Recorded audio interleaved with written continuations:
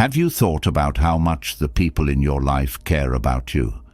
Do they see you as special, as someone who makes a difference and would be hard to replace? Or do you feel like they see you more as a choice, as someone who's there because it's convenient but not necessary? We all have to deal with this, even though it hurts. You can change it, which is good news. You decide if you want to be a treat, someone whose presence makes other people's lives better, or a choice, something that people can do without thinking about it much. This video will show you 9 things that will make you seem like a treat instead of a simple choice. But don't worry, this isn't about being flashy or acting important. To make sure that others see your value, you need to know what you bring to the table and learn how to show it.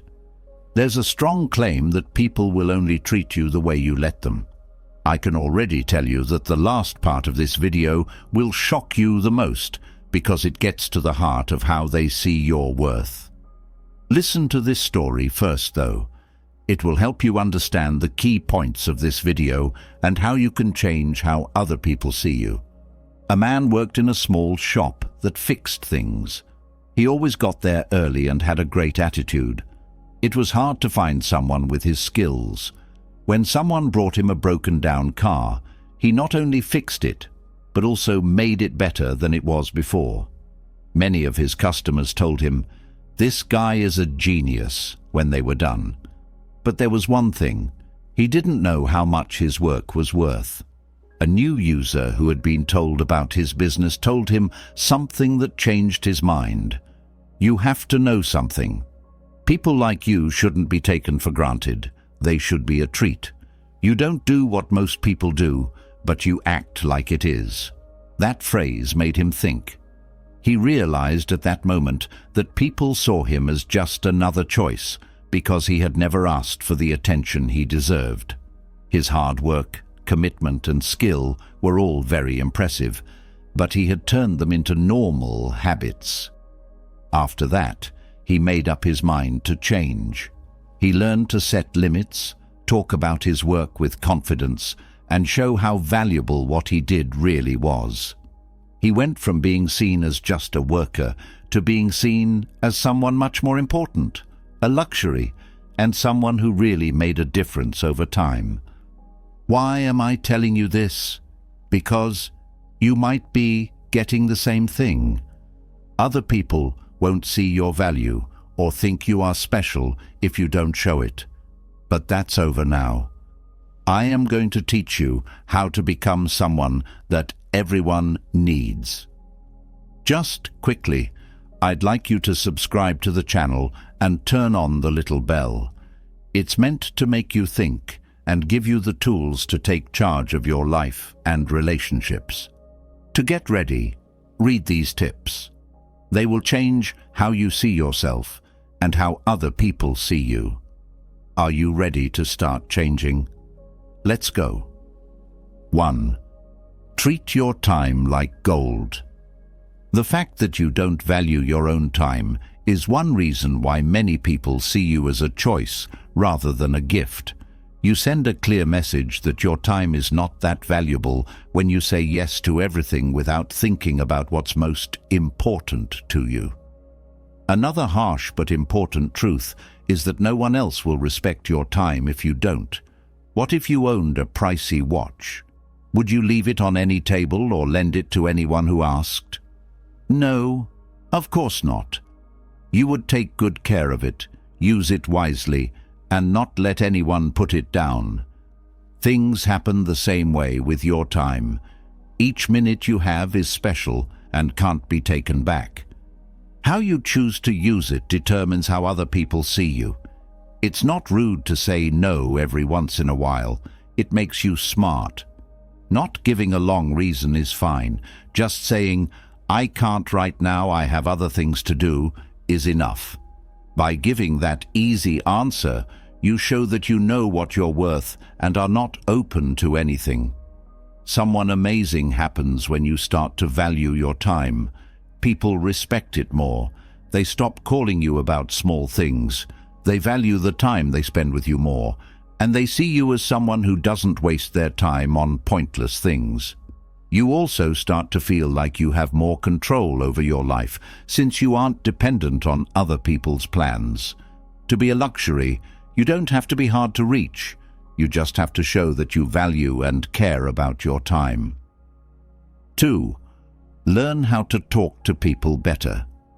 Words are very powerful. People can either believe you, find you interesting and inspiring, or find it easy to avoid you based on how you talk, what you say, and how you say it.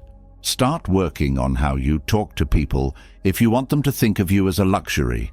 No, this doesn't mean you need to use big words or talk like a professor. It means you should learn how to say what you want to say clearly, with confidence, and with a point. Do you speak with confidence, or do you doubt everything you say? Does your tone make people respect you, or does it sound like you're asking to be there? Most of the time, it's not what we say that's wrong, but how we say it. It's not about yelling or being rude when you talk with confidence. It's about getting your point across in a way that shows you know what you're talking about. Be careful. This isn't about trying to be someone you're not. It's about training until the way you talk shows the best of who you are. For an easy but strong trick, wait to answer before you speak. Take a moment to think. It also shows that you care about what you say and don't just talk for the sake of talking. Also, don't give too many reasons. When you want to ask someone something, don't say, "Sorry to bother you, but I wanted to." Say, "I want to ask you this because it's important." Small changes like this can have a big effect on how people see your power and presence. When you talk clearly and with confidence, people start to believe you are someone who is worth hearing. 3. Don't feel bad about setting limits. Many of us have a hard time understanding this. Saying no doesn't make you a bad person. In fact, learning to set clear limits is one of the best things you can do to get people to respect and value you as much as you deserve. People start to take you for granted if you always say yes, even if you don't want to. Your time, energy, and even your feelings seem like they could never run out. They're not, of course. Not only do you take care of yourself when you set limits, but you also teach other people how to treat you. Say someone always asks you for a favor and you never say no. That person might think it's okay with you. When you tell them, "I'm sorry I can't help you today, I need to focus on other things," you show that you have your own needs and should be respected for them. I won't sugarcoat it, but initially putting limits can be uncomfortable. You might feel bad or wonder, what if they get angry? But here's the thing. People who really care about you will know your bounds and accept them. People who don't may not have been there for the right reasons. Self-love means setting limits for yourself. When other people see that you care for and value yourself, they will start to do the same. One thing to keep in mind is that you are not here to make other people feel better or fix their problems. You have your own hopes and dreams, and it's up to you to keep your energy safe so you can reach them. Take a deep breath and quietly say, "I can't this time," the next time you feel like you're being asked for too much. You don't need to over-explain. Set limits for yourself, and I promise that people will start to see you as someone they want to be around. 4. Be consistent with what you do. Words are important, but being consistent in what you do is what really makes people value you and see you as a luxury. Why should people believe what you say when you always do something else? People need to know that they can trust you, that you make sense, and that what you do means what you say. Because let's be honest, how many times have we seen someone say they would do something and then never do it? And that, my friend, doesn't make people respect you. Being steady doesn't mean you have to be perfect. It just means you do what you say you will do and do it on purpose. Like, if you say you'll be at a meeting on time, you should show up on time. When you say you'll help with something, you should. These small actions build a strong image that says, this person keeps their word. And trust me, in a world where many people talk more than they do, being trustworthy makes you stand out. Not only does being consistent build trust with others, it also builds trust with yourself. When you stick to your plans, you boost your confidence and sense of what you can accomplish. And your confidence comes through in the way you walk, talk, and interact with other people. People start to think of you as someone who not only has good goals, but also the grit to follow through with them. If you want people to think of you as a luxury, be someone they can trust first. Consistency is your best friend because words are great, but deeds are what people remember most. 5. Don't let people who don't value you give you away. Stop making yourself available to people who don't do anything for you. I know you don't want to hear this, but it's true. Because let's be honest, how many times have you done something nice for someone and they barely said thank you back? How many times have you been there for someone only to have them leave when you need them? That needs to end. To send a very clear message, don't keep giving your time, energy, and attention to people who don't deserve it. Instead, ask yourself why you keep doing it. There is no one who will value you more than you value yourself. People won't value your time as much if you act like it's worth a lot. But that doesn't mean you should be selfish or cut people off for no reason. It does mean you should stop and ask yourself, does this person really deserve everything I'm giving them? If the answer is no, it's time to set limits and decide what's most important. Don't be afraid to leave people who don't care about you. Because we're used to wanting other people's praise, it might feel weird at first, but over time you'll see that the peace of mind you gain is more valuable than any friendship that doesn't add anything. Don't forget this. You are not a cheap item, and you are not here to be taken advantage of. People who don't value what you have to offer should think about what they'll miss when you're gone. Spend your time and energy on people who deserve it. Those who care about you, support you, and are ready to give as much as you do. Because people who don't value you don't deserve you in the end. Don't spend yourself, respect yourself, and other people will do the same. 6. Every day, spend money on yourself. How much time do you spend working on yourself? I'm not talking about getting your work done or getting by each day. I'm talking about putting in time and effort to become the best version of yourself. Because, really, how can you expect other people to see you as special if you don't work on your own growth? It's true that you can't be a luxury for other people until you make yourself a luxury first. Being perfect or working so hard that you're exhausted is not the point. The point is to take care of yourself on purpose. Like, are you learning something new that will help you reach your goals? You keep putting things off by saying, I don't have time, or I'll do it later. Are you taking care of your physical and mental health? Because I'm telling you, time will never just appear. You have to make time for yourself, even if it's hard at first. Putting money or big changes aside to invest in yourself isn't always necessary. Sometimes all you need to do is read a book, take a break to think, or set small goals to keep you going.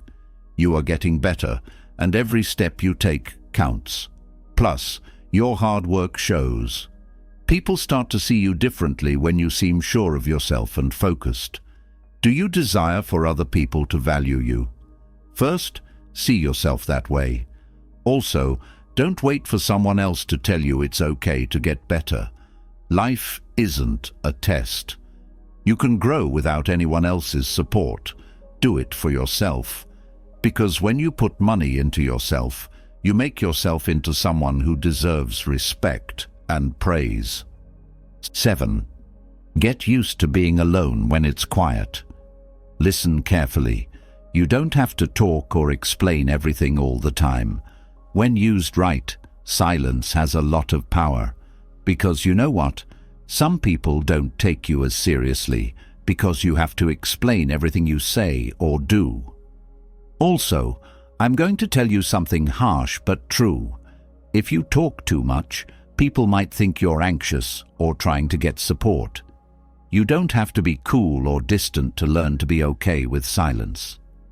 It just means you know you don't have to say everything for people to value you. There are times when the best answer is nothing at all. Think about it. What message do you send when you react without thinking, when someone says something rude or tries to get you to react? If you choose to stay calm, on the other hand, you give off an air of safety and control. It's like saying, I don't need to explain myself to you because I know who I am and I'm at peace with that. Also, silence has a bigger effect than you might think. It makes people think. So when you do speak, they value what you have to say because they know you don't just talk for attention. When you use it right, silence is like a secret tool. It makes you strong and different from other people. Stop the next time you feel like you need to explain or defend yourself. Ask yourself, do I need to do this, or am I just trying to get approval? Don't say anything if you don't have to. Let quiet talk for you. People who know how to use silence are seen as strong and trustworthy. Believe me, when people see that you don't need their approval to feel good about yourself, they start to see you as unique and valuable, because in the end, no one is more powerful than someone who knows who they are and doesn't need to tell anyone else. 8. Don't go after people who don't want to stay. Allow someone to leave your life if they don't want to be there. I understand this may be painful. It doesn't matter how hard you try to get someone to join you. It's like trying to hold water in your hands.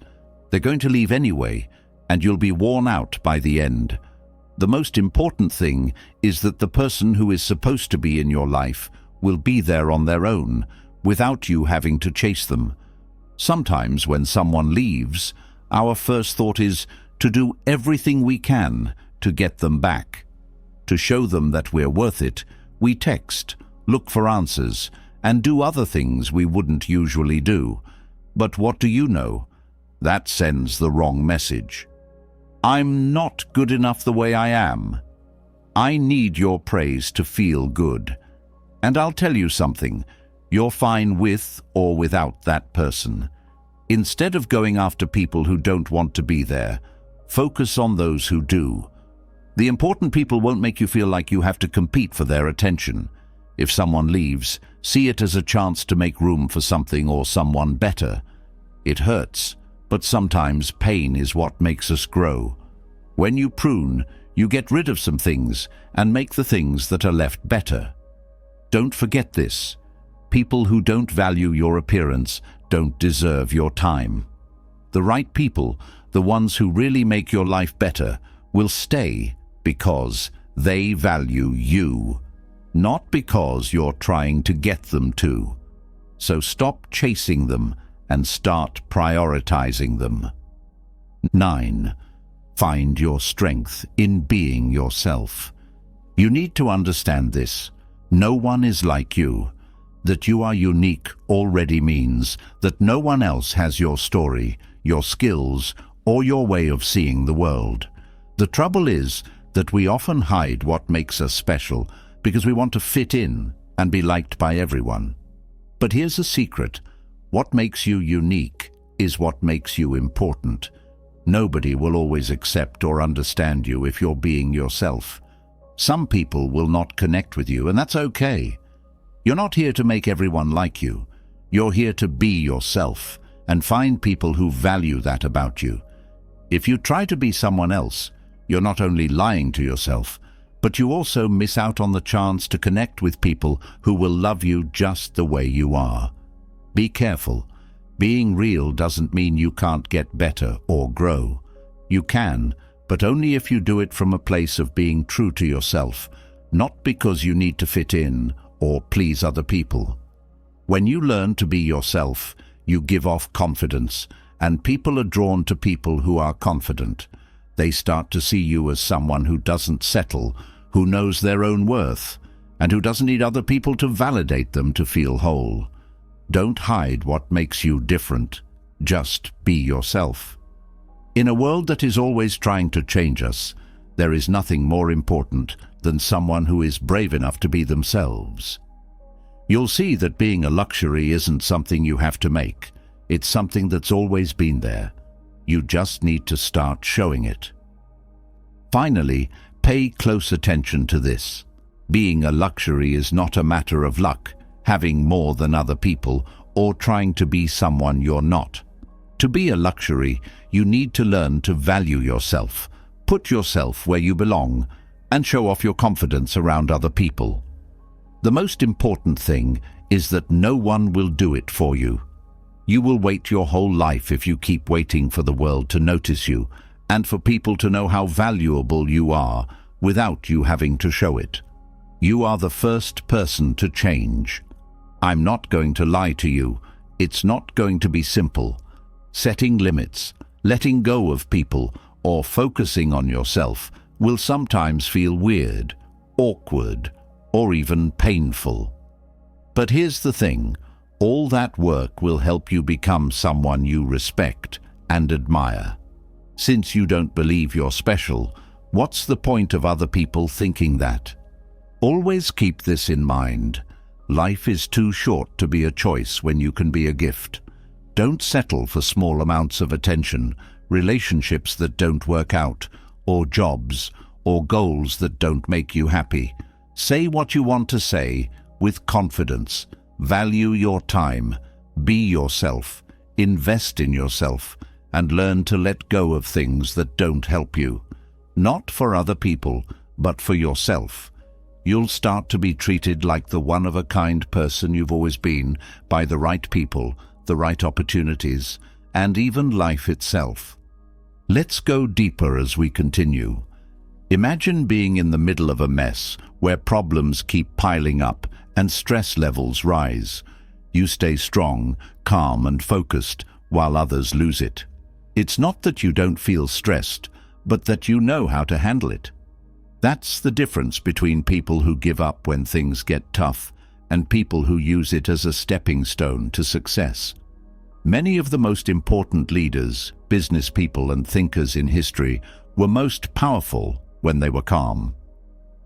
Stoicism has been a way of life that changes how we deal with problems and turns them into chances, from Marcus Aurelius to current business people. Is it possible for you to develop the same mindset? You will learn in this video that staying calm is not just a passive response, but a strong strategy that can help you reach your goals with focus and drive. I want to ask you to take the first step toward your change before I go on. In the comments, write this sentence: I start my new version today. It will be calm, strong, and stoic. This straightforward action will demonstrate your dedication to the theory that has helped great leaders succeed, to change, and to a stronger mindset. Don't forget how powerful a choice can be. 1. Calm comes from making an effort. Your mind is like a pack of loose horses. If you let it, it will drag you into fear, worry, and anger. But you can train your mind to be in check, just like a rider trains his horses. It's not easy to stay calm when things are going well. You have to work at it.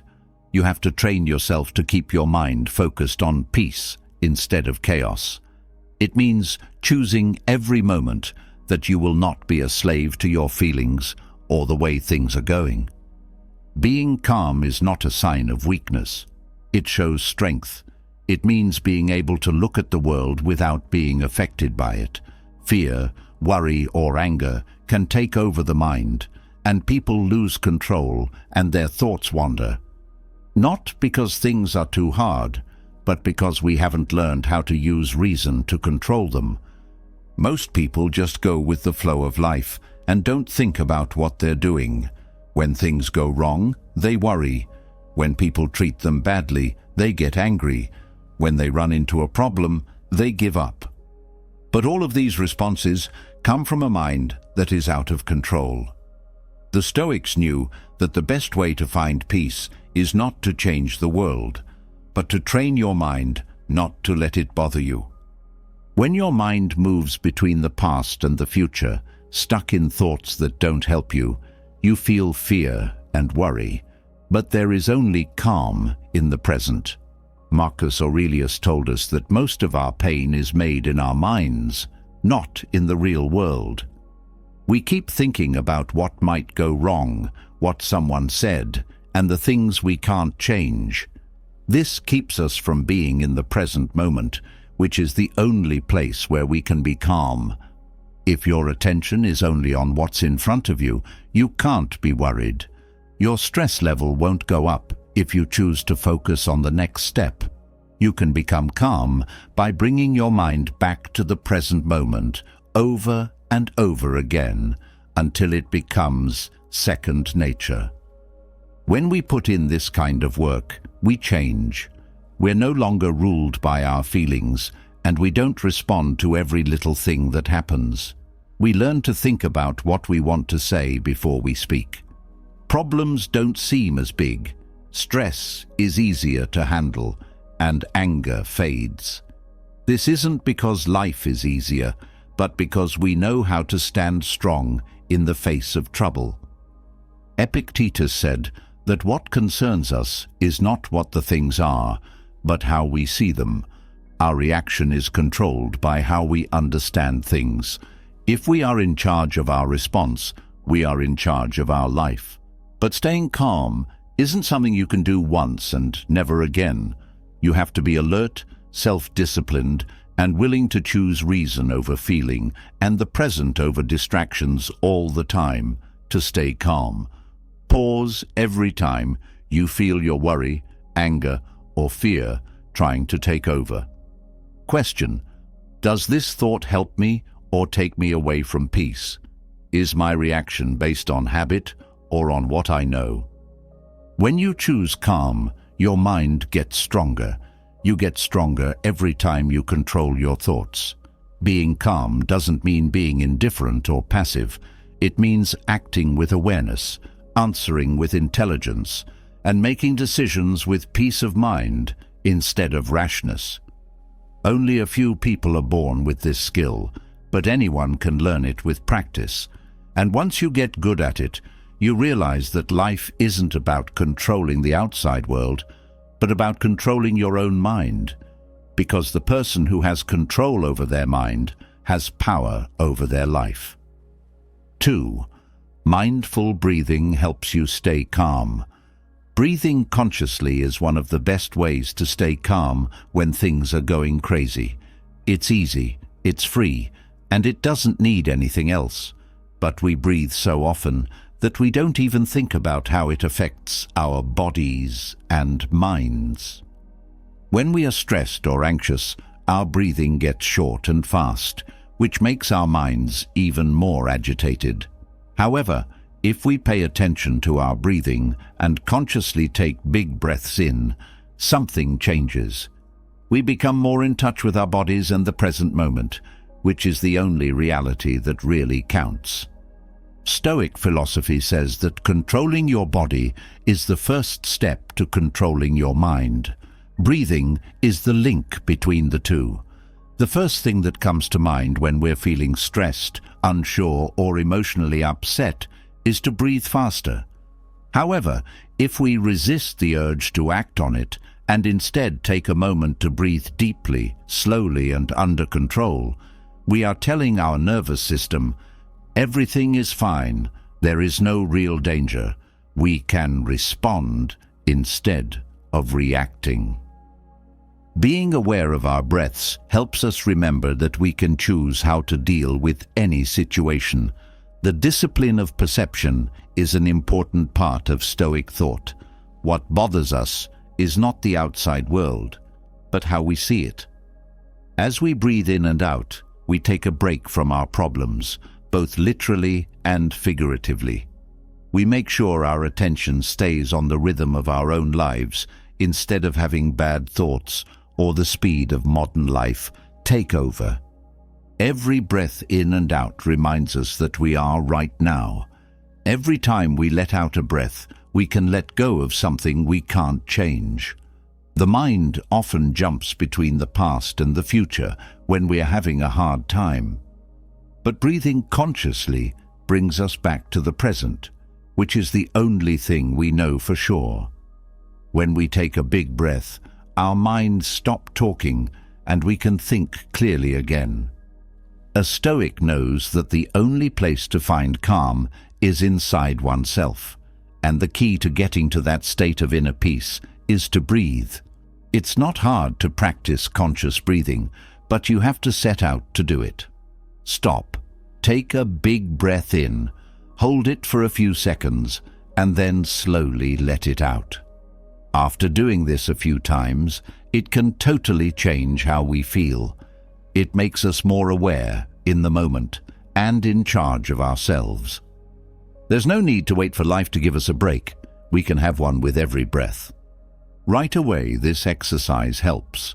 When we breathe deeply and deliberately, we lower the production of stress hormones, ease muscle tightness, and increase the flow of oxygen to the brain.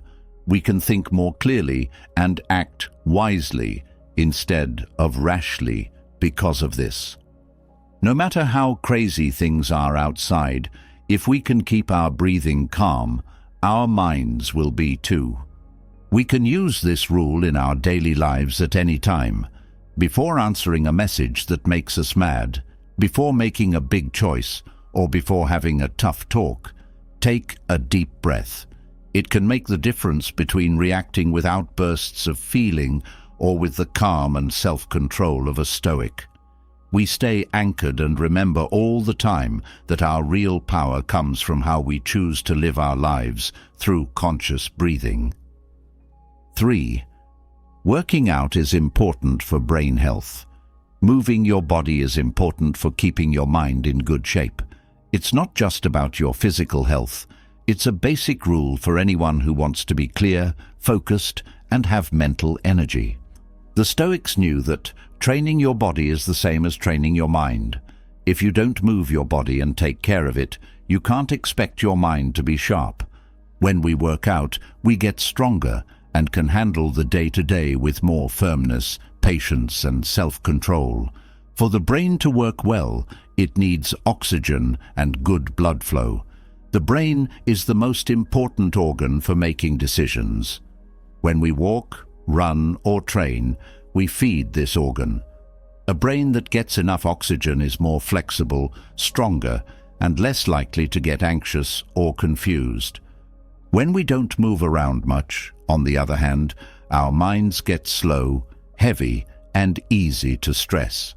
It's easier for worries to take over, and mental tiredness sets in quickly.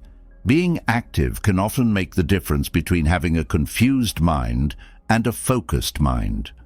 In addition to making their bodies stronger, people who work out regularly have a big mental edge because their brains are better able to handle stress. There will always be stress in our lives, but how we handle it depends on how ready we are. The body releases endorphins when we work out. These are chemicals that naturally relieve stress and worry. Just because we work out doesn't mean we automatically feel lighter, happier, and more focused afterward. The hippocampus, the part of the brain that controls memory and focus, also gets stronger through exercise. It has been shown that doing something as easy as walking quickly 3 times a week can make it bigger.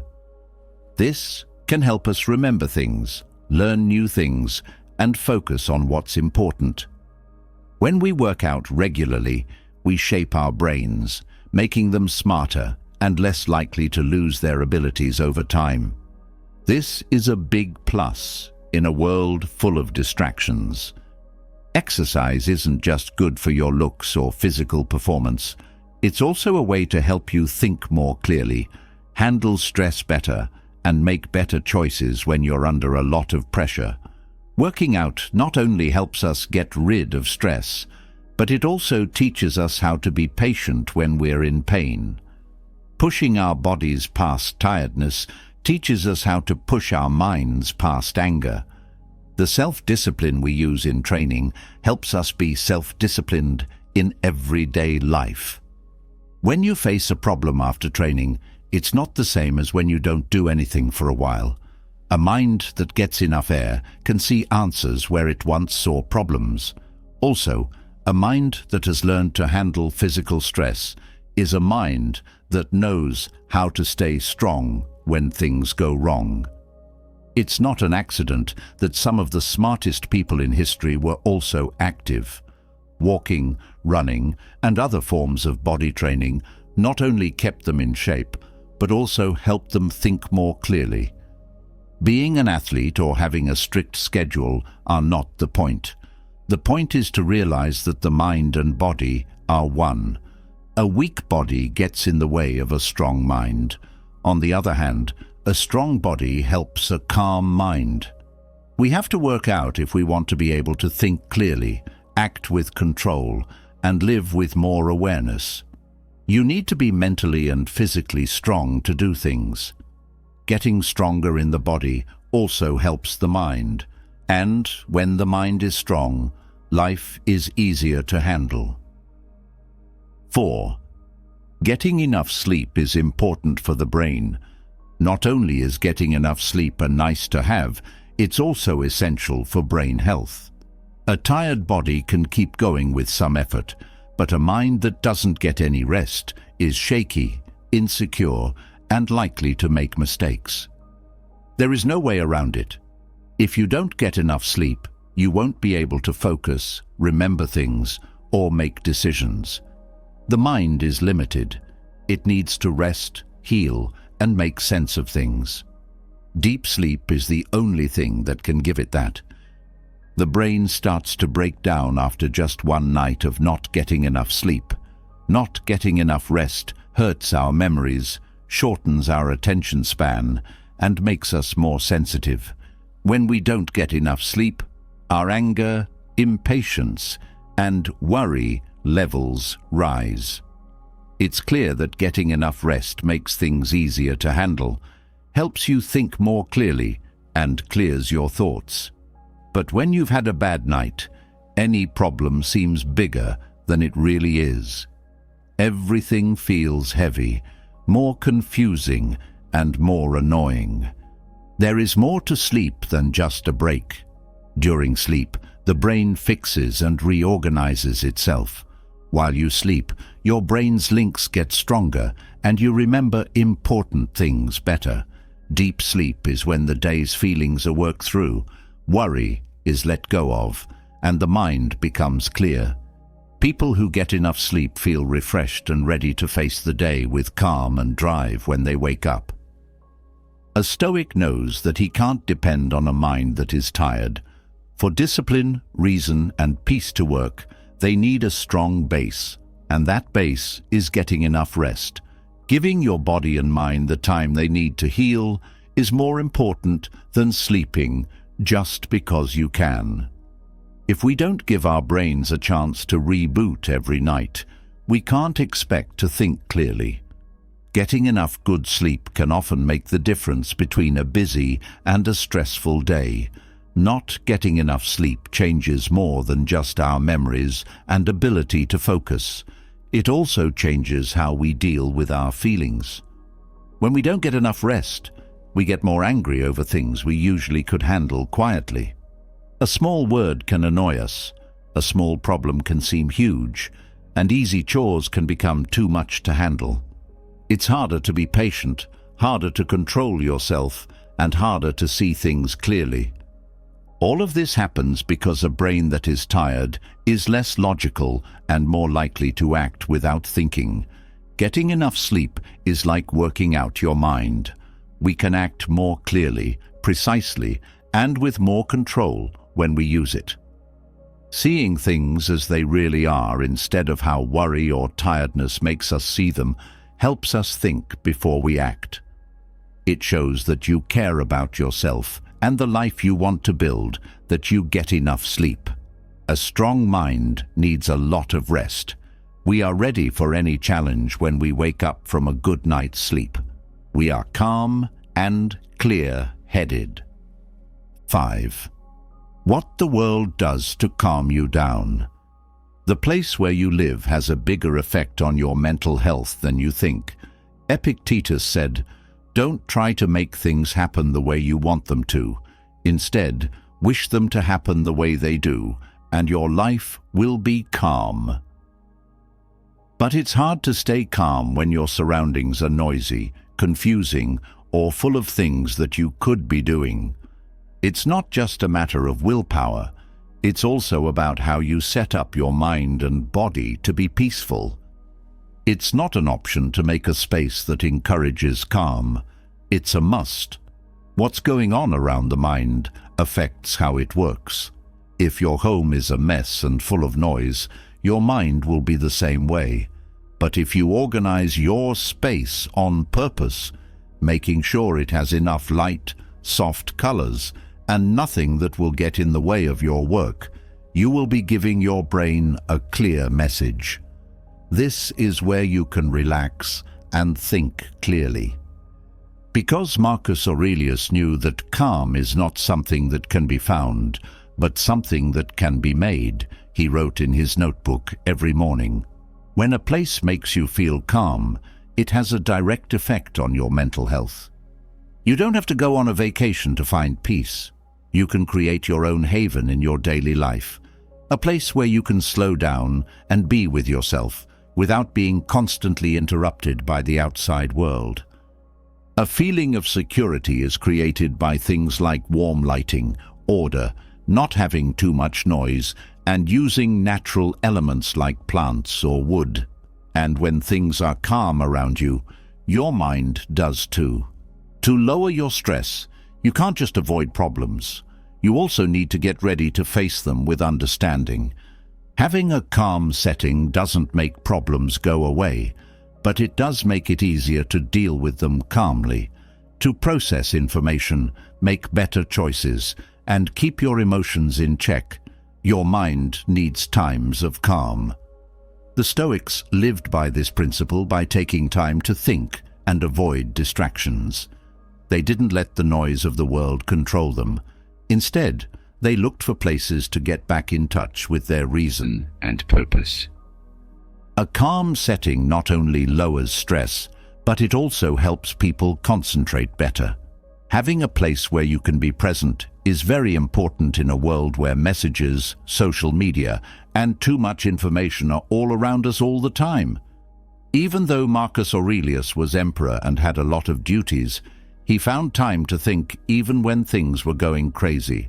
Not because his life was simple, but because he knew that being calm is important for keeping his mind clear. It's important to remember that your surroundings can affect how you feel. If you feel like stress and worry are always there, look at where you spend most of your time. Is it meant to make people calm down, or does it cause stress and distraction? Cutting down on clutter and getting rid of things that don't add value can make a big difference. Set aside an area for reading or meditating. Making big changes all at once is not the best way to do it. Instead, build a setting that reflects the peace you want to find within yourself, little by little. One doesn't look for calm outside. It is something that is grown inside. But for the mind to find it, it needs a place that supports it. Plan your space with purpose. Surround yourself with things that help you connect with peace and keep the chaos outside from getting into your inner sanctuary. Simply put, when you make a space that is calm, your mind starts to do the same. 6. What happens when you eat and use drugs? What you eat and drink changes both your body and your mind. The Stoics knew that control and moderation were important for living a healthy life. Epictetus said, "It's not life itself that bothers us, but our thoughts about it." But if what you eat changes your body's makeup, it becomes harder for you to stay calm and clear. If you regularly feed your body stimulants, heavy foods and drugs that throw your body out of balance, you can't expect to have a calm mind. A man used to drink several cups of coffee in the morning because he thought it kept him awake and helped him get things done. He had no idea that drinking too much coffee was making him feel bad mentally. By mid-morning, he was anxious for no obvious reason, and his mind kept jumping from one thought to the next, making it harder for him to focus. In the afternoon, when the caffeine started to wear off, he felt tired and needed to take more drugs to keep going. After some time, he noticed that his mind was more steady and his nervousness was a lot less when he cut back on caffeine and tried healthier drinks like green tea. You can only make better choices if you know what you eat and how it makes you feel.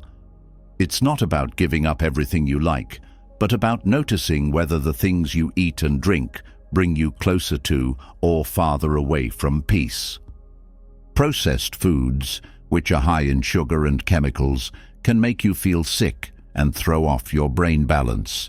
Stimulant drinks can make you feel better for a short time, but if you don't limit your use, they can make you dependent on them and throw off your emotions. Marcus Aurelius lived a moderate life because he understood that too much can make you unstable. You can tell right away when your mood changes, when you start to control what you eat. The level of anxiety goes down, the mind feels better, and the energy stays the same all day. You don't have to get rid of everything at once, but you should think about each choice. Does this food feed me or wear me out? Does this drink help me concentrate or does it get me riled up? There's no doubt that food can help you feel calm. Mind and body are connected. What you do to one has an effect on the other. If your nerve system is too full of hormones, it will be harder to stay calm and patient. When you eat healthy food, your body has more tools to deal with stress. As Seneca put it, the body needs to be trained so that it doesn't stop listening to the soul. It's impossible to be in charge of your mind if you don't have any say over what you eat. Small changes can help. Cut down on coffee, eat less artificial foods and more natural ones, and eat slowly and with purpose. Don't eat when you're not hungry. Eat when you are. Pay attention to how each choice changes your mood and energy. Not because it's the law, but because you will realize that real peace of mind only comes from having your body and mind work together in balance. And that starts with the food you eat every day. 7. Funny things that can make you feel calm. The ability to laugh is more than just an emotional response. It can help change things. A way for the body to naturally relieve stress and bring the mind back into balance. The Stoics knew that pain doesn't come from things that happen, but from how we think about them. Epictetus said, "What happens to us doesn't affect us. How we feel about it does." If you can find humor in a bad situation, you automatically feel less emotionally connected to it and can step back from it. Laughter is not an escape. It's a way to get your mind back in check. The fight or flight response happens in your body when you are nervous or worried. Your breathing speeds up, your muscles tense up, and your mind is always on high alert. If you don't find a way to let go of that stress, it will build up and make it hard to concentrate, make choices, and feel good overall. When you add a funny moment, though, you let that emotional charge go right away. Humor makes you think in new ways. Being rigid makes you weak when things go wrong. Being able to laugh at things gives you control over them. Problems shouldn't be ignored, but you should learn to deal with them with less stress. You won't feel sorry for yourself if you can laugh at your own mistakes. Finding fun in a bad day can help you deal with stress better. Laughter is good for your body and mind, and science backs this up. The parasympathetic system, which helps you relax and get better, is activated when you laugh. Endorphins are released, cortisol levels drop, and circulation gets better, all of which make you feel better right away. It clears your thoughts and gives you a break from worry. We don't have to take everything very seriously all the time. Laughter lets you get rid of a load that would otherwise build up. It means that chaos doesn't have power over you if you can laugh in the middle of it all. And there's a lot of strength in that. Laughing is not a sign of weakness. It shows strength. It shows that you still choose to enjoy life, no matter what. 8. Don't fight against things you can't change. A big reason people get anxious is that they want to control everything that goes on around them. Epictetus said, "Happiness and freedom begin with a clear understanding of one principle. Some things are under our control and others are not." But most people bother to try to control things that are out of their control, like other people's thoughts, actions, reactions, and unplanned events. And by doing that, they wear out mentally. Marcus Aurelius said, "If something outside of you bothers you, it's not that thing itself that worries you, but how you think about it. The problem is not that things are unclear, but how you want them to be. You're always tense when you try to control everything. Every surprise turns into a threat, every mistake into a disaster, and everyone's opinion has a bigger effect on you than it should. The worst part is that no matter how hard you try, you still can't completely control anything. People will keep thinking what they want, the future will stay unclear, and things will keep changing in ways that no one saw coming. It's not helpful to fight this. Instead, you should accept it, not because they are giving up, but because they are smart enough to know where to put their energy. Your ideas, the choices you make, and how you respond to events are all things you can change. You can't change the way someone treats you badly, but you can choose how I let it affect you.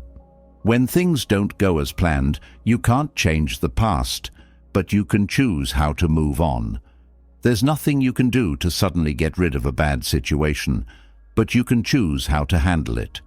Getting over worrying about things you can't change is important. Instead, focus on things you can change. You feel free right away when you start to let go of things you can't control. No longer do you have to worry about making sure everything works properly, and you no longer have to make sure everything goes exactly as you planned. You understand that doubt is not a bad thing, but a normal part of life. Nature has not given us a strong body or an immortal spirit, but the ability to endure, said Seneca. And part of that ability to endure is learning to deal with things you can't change, instead of putting in too much effort to change them.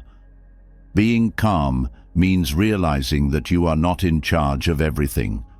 Putting down your weapons and embracing truth is what it means. You don't waste time thinking about the future. Instead, you use that time to get ready. You work on making your own life better instead of holding on to people or things you can't change. When something surprising happens, you don't get angry. Instead, you ask yourself, what can I do with this?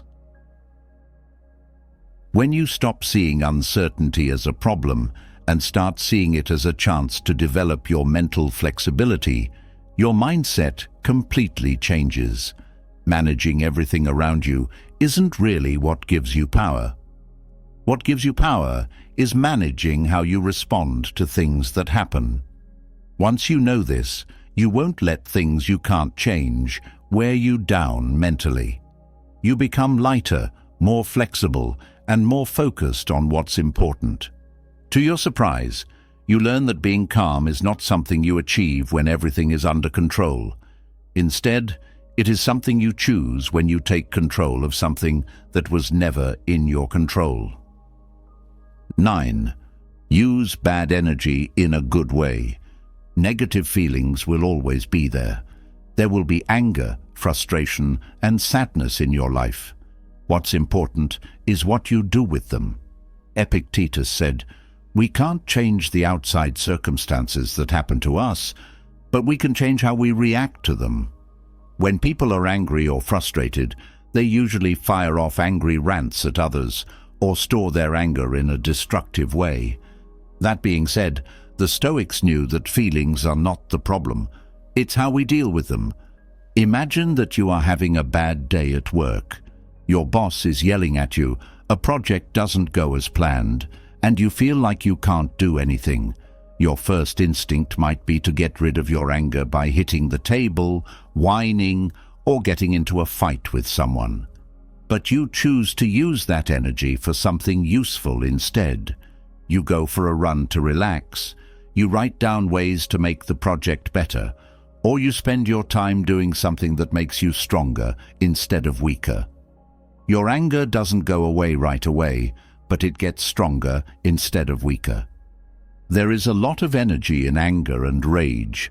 That's a strong force that can cause hasty choices and pointless fights if it's not controlled well. But if you know how to use it right, it can spark innovation, focus, and action. Marcus Aurelius wrote in his diary to work through his feelings and thoughts without letting them take over.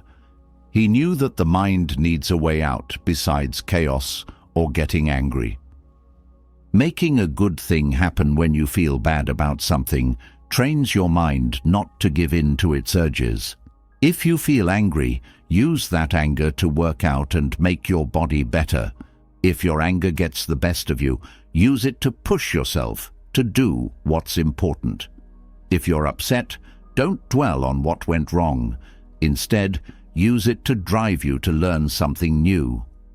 Seneca said that problems make the mind stronger in the same way that work makes the body stronger. Don't try to avoid your feelings. Instead, use them to help you grow. When you focus your energy on something positive, you avoid acting on impulse, which can make you feel bad later on. During times of anger, how often have we said or done something that we later felt was not worth it? Being calm doesn't mean hiding how you feel. It means learning how to use your energy in a way that doesn't hurt you. Don't see anger as a threat. Instead, use it to drive you forward. Feelings of negativity are not bad. They are signs. Frustration can be a sign that something needs to change in your life. Anger can tell you of something important you need to face. And sadness can give you a chance to think about your plans and make changes. However, if you let them take over your life without controlling them, they stop being tools and start being threats. Being able to control your own energy is important for your personal happiness and peace of mind. You don't have to be completely calm all the time, but you should be aware of how you use your energy. Don't let your anger or frustration stop you from acting, and don't let it turn into a habit of wasting your emotional energy on complaints and pointless fights. Turn the way you feel into something that makes you stronger instead of weaker. When you learn to control your feelings instead of letting them control you, you naturally feel calm. You choose how to feel, not because you don't feel anything. 10. Change the way you think and how fast you think. A mind that is racing is a mind that is out of control. When your mind is racing all the time, you feel anxious, your emotions take over, and you make snap choices. Stress comes from how quickly we make sense of events, not from the outside world. It's not what happens to us that changes us, but how we understand it, as Epictetus said. But if your mind is always on the go, You can't clearly understand anything. Instead of thinking, you act. Instead of making a choice, you act without thinking. In the long run, that makes things worse instead of better. Your mind goes into a reactive state when your thoughts move too quickly. It seems like every little problem is bigger than it really is. A simple delay is frustrating. A word that isn't important is seen as an attack, and any question is blown out of proportion. Speeding up your thinking makes you more anxious, which speeds up your thinking even more. Marcus Aurelius used reflection to stay away from this state. He wrote every morning and every night, keeping track of his thoughts and teaching his mind not to let his emotions get the best of him. Changing the way you think doesn't mean you think less. It means you think better. It means giving something some thought before acting on it. Not everything needs to be dealt with right away, and not everything seems to be very important. Being in a hurry is bad for getting things straight. Seneca said that being in a hurry is bad for making decisions. If you look at a problem for a while before you answer, you will often find that the answer is easier than it seemed at first. You start to notice things that you hadn't seen before when you train your mind to slow down. You learn to better handle stress by becoming aware of the thought patterns that have kept you stuck in worry and acting on them before they get out of hand. It doesn't mean ignoring your feelings, but it does mean giving yourself time to think about them before you act.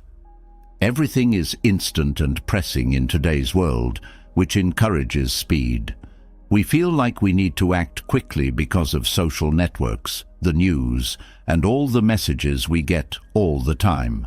Socrates knew that the best way to be strong was to be patient, to think things through before moving, and to resist giving in to the stress of the moment. Don't feel like you have to answer everything right away or decide something quickly. You can take a moment to breathe and then make up your mind. You can keep your mind from getting too full when you slow down your thoughts. You don't worry about things that aren't important, and you don't rush around. Every day, you do one thing at a time, because you know that being calm is better than being hurried. When something needs your attention, you give it your full attention. When a feeling comes up, you give it space without letting it control how you react. Being more accurate doesn't mean you're less productive when you think more slowly. A quick pause before answering can keep you from getting into a pointless fight, and a minute of thought before you act can keep you from feeling bad about what you did for months. To be patient is not to do nothing. It means using your brain. You will see a difference in your life right away if you train your mind to slow down. You feel less anxious when you don't respond to every thought as if it were an emergency. You feel more calm as you learn to see things as they really are. You become more clear because your mind isn't full of random thoughts anymore. Being calm is not something you can work toward. It's a skill that you can form by practicing it. Let your mind's pace not be set by how fast the world is going. Choose to think clearly, because you have power over your life when you do. And once you do that, peace stops being an idea and starts being your normal state. 11. Become detached in your mindset. Being detached doesn't mean you don't care or that you stop caring. It means you learn to be aware of your feelings without letting them take over. He said, "What bothers you is not what happens to you, but how you think about it." If you get too tied to a feeling or a result, you can't get away from it. If things don't turn out as you expected, you get frustrated. If someone doesn't respond as you hoped, you get angry. If the future is unknown, you feel anxious. Detachment, on the other hand, helps you see things more clearly and make better choices. Imagine that you are under a lot of stress during a job interview or a tough talk. The stress makes your heart beat fast and your mind fills with questions. You think that everything should go perfectly, so you think about every word too much because you don't want to mess up and present the wrong image. If you remember that the outcome is not entirely up to you and that the only things you can change are your mood and how well you prepare, you can start to relax. You no longer depend on approval from other people. Now you rely on your own work. Emotional attachment makes you move without thinking when you are in a fight. You react without thinking when someone says something you don't like. Then a problem comes up, and you see it as an attack on your person. Detachment, on the other hand, means taking a step back before you respond. You watch the situation rather than reacting with anger. You don't take everything personally. Instead, you think about whether it's really worth your time. Quote by Marcus Aurelius: "Choose not to be hurt, and you will not be hurt."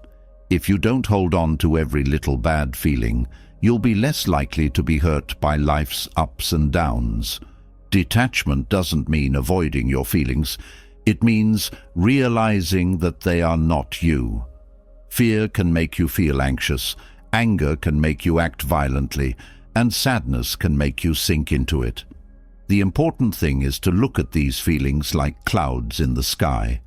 They come and go, like clouds. But if you hold on to them, they will turn into storms inside you. You become more clear when you learn to mentally separate yourself from a situation. You don't let your fears or hopes change how you see things. You see them as they really are.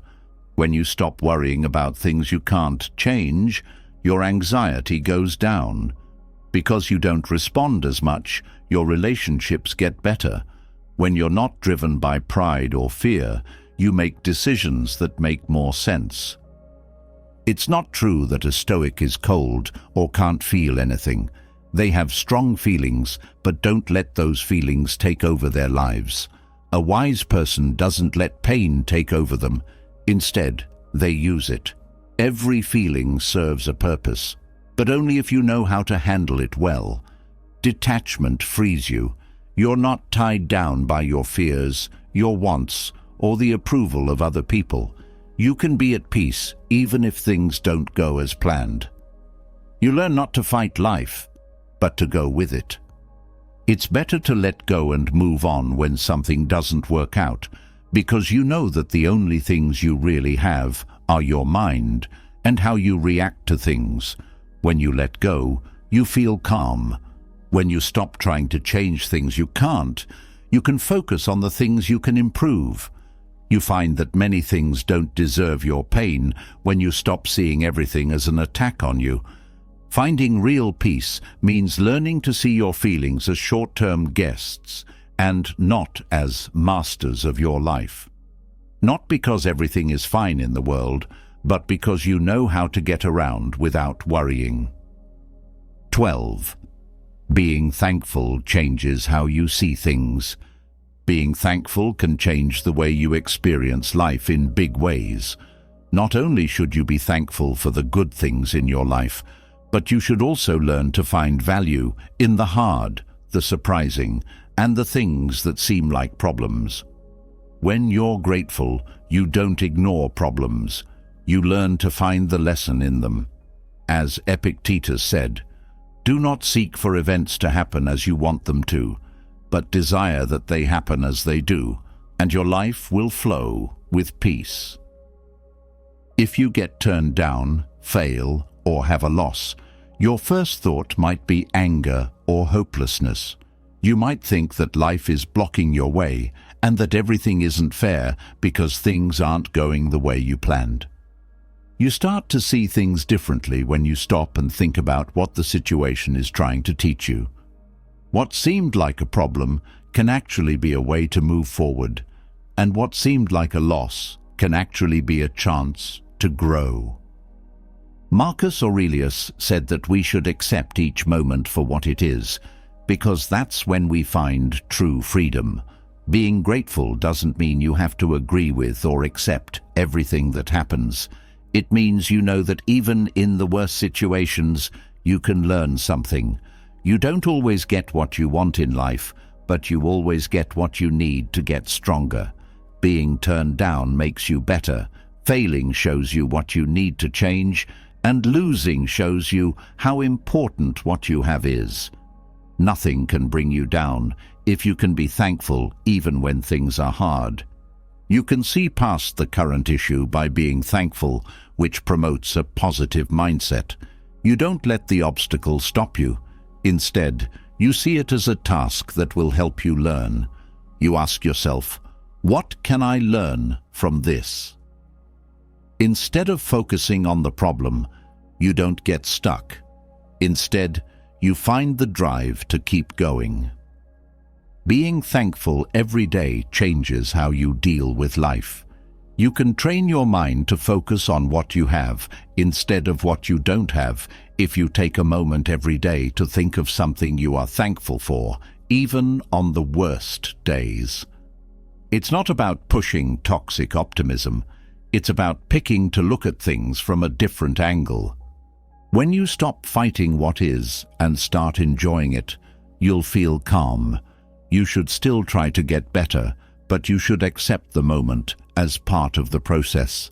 Focusing on what you can change and appreciating every chance to learn makes you less stressed and more at peace with yourself. Being thankful is not a natural response, it's a habit. You can learn to look for the good even when things are bad. Ask yourself, what am I learning from this? How can this help me grow? You will find that there is always something to be thankful for when you start to look at life this way. And right then, worry and fear lose their power over you. To be at peace, you don't need everything to be perfect. All you need to do is change how you think about the things that happen to you. Being grateful makes that possible. It's what turns every experience into a chance and makes the difference between a life full of complaints and one full of growth. 13. Connections with other people can improve brain health. One of the most important things for keeping your mind in check is to connect with other people. It doesn't matter how mentally strong you are. Being alone for a long time can be hard to handle. Epictetus said, "Man is not so much worried about real problems as with his imagined anxiety about problems." But when you're alone, your mind starts to make your worries bigger, which can lead to a cycle of stress and anxiety that could have been broken with a simple chat or a moment spent with someone you trust. When you're stressed or have too much on your mind, you might shut down and think you have to figure everything out by yourself. People, on the other hand, are not meant to live alone. Researchers in neuroscience have found that social relationships turn on the parasympathetic reaction. This is the part of the nervous system that calms the body down and gives it energy again. Stress levels can go down and the mind can calm down with a hug, a deep conversation, or just having someone there to listen. It made sense to Marcus Aurelius, who said, "If you wake up with the idea that you were born to help others, everything will make sense." Being alone makes stress worse. Problems can seem bigger than they are when you don't have any friends or family around. When you don't have anyone to talk to about your problems, your mind tends to make them worse than they really are. Strong relationships not only help you feel better, but they also help you see things from a different point of view. Talking to someone you trust can help you see things from a different point of view. This can lighten your load mentally and help you find better answers. Stoics knew how important it was to be part of a group. They didn't want to be completely alone. Instead, they wanted a mix between being alone and interacting with other people. Being happy and mentally healthy are improved when we share experiences and help each other. As Seneca said, "There is no pleasure in owning something without someone to share it with." You don't need to hang out with a lot of people to be healthy. What you do need is real relationships with people that make your life better. Having healthy ties with other people has a big effect on your mental stability. Big actions or deep talks aren't always necessary. Sometimes all you need is a cup of coffee with a friend, a short chat with a family member, or just to laugh with someone. Small exchanges every day have a big impact on brain health over time, lowering stress and boosting calmness. If worry or anxiety is getting the best of you, take a look at how connected you are with other people. Do you spend a lot of time alone? Have you forgotten about your relationships? Sometimes the answer is not to think about things a lot, but to get out of your head and connect with other people. Quality, not amount, is the key. It's not about scheduling a lot of pointless meetings. It's about building relationships that bring real calm and order to your life. When you keep in touch with people and let yourself share, stress levels go down. This isn't because the problems go away. It's because you can deal with them in a better and more healthy way. When you have a support group, your emotions are usually in check. This doesn't mean relying on other people for everything, but it does mean realizing that happiness isn't something you achieve by yourself. How well you get along with other people affects your personal and business gains. Being mentally stable doesn't mean being alone all the time. It means knowing when you need help and when you can give it. It's not true power to do everything by yourself. It's knowing that sharing the load makes it lighter. Marcus Aurelius knew that every contact is a chance to get better and grow as a person. Building strong bonds is one of the best ways to deal with stress, get stronger, and stay calm when things get tough. Connecting with other people helps you remember that you are not alone, that someone is always ready to listen, and that sharing your life makes it easier. A calm mind doesn't shut itself off. It finds a balance between being alone and being with other people. Are you tired? Let's go on an adventure. Have you been living with a version of yourself that doesn't deserve to be there for too long? You don't even know it, but that weak version of yourself, full of excuses, putting things off and fear, has been stopping your growth and potential, keeping you in a state of failure. But now is the time to kill it. Not with words or empty vows, but by what they do. There is a better, more focused and unstoppable version of you that is just ready to come out. However, it won't just show. You have to work at it every day by making choices. You can't get around this. There is only one way to do it. Break down what makes you weak and build up what will make you strong. You should really promise yourself something before you start. You need to do something, not just listen. Type this in the comments. It's my choice today to be the best version of myself. I am a Stoic. Say it out loud and make it clear. This is the first thing you need to do to destroy your weak self and start changing. 1. Give in to the fact that you are weak. The first step to getting past your weak version is to be aware that it exists. Most people hide their flaws, explain away their lack of discipline, and avoid facing truth because they live in ignorance. The only way to get better, according to Stoicism, is to face our flaws head-on, without making excuses or lying to ourselves. You can't get better at something you don't see. Why do you put off doing something important so many times? Because you didn't feel like it. Waiting until the last minute is just a sign that your weak self is winning. You choose short-term comfort over meeting the task. Then what has happened? It's hard to do what you know you should do because you feel bad and let down by yourself. Marcus Aurelius said that the hurdle is the way. That feeling of pushback is telling you that this is where you need to work to start getting stronger. Just be honest on your list of things that hold you back. Do you find it hard to get up early? Have you lost the will to train? Do you try to avoid tough conversations? Being aware of it hurts because it means admitting you're not as strong as you'd like to be. But in Stoicism, growth is based on the truth. When people say, "That's who I am," as if their flaws were part of their unchangeable identity, they are lying to themselves. It's not true. You're not your habits. Every day you choose to be who you want to be. You shouldn't whine about life as if you were a victim. You should be responsible for who you are and how you act, as Epictetus taught. You don't have to be weak tomorrow just because you think you are weak today. Realizing your weakness is not enough. You need to move right away. Stoics don't just believe in ideas. They live by their thought every day.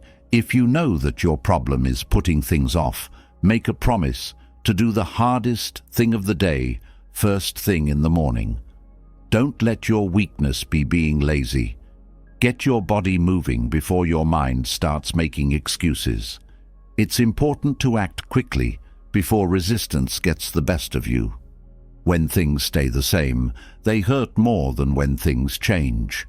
To face your fears, get up early, and say no to things that aren't important is hard.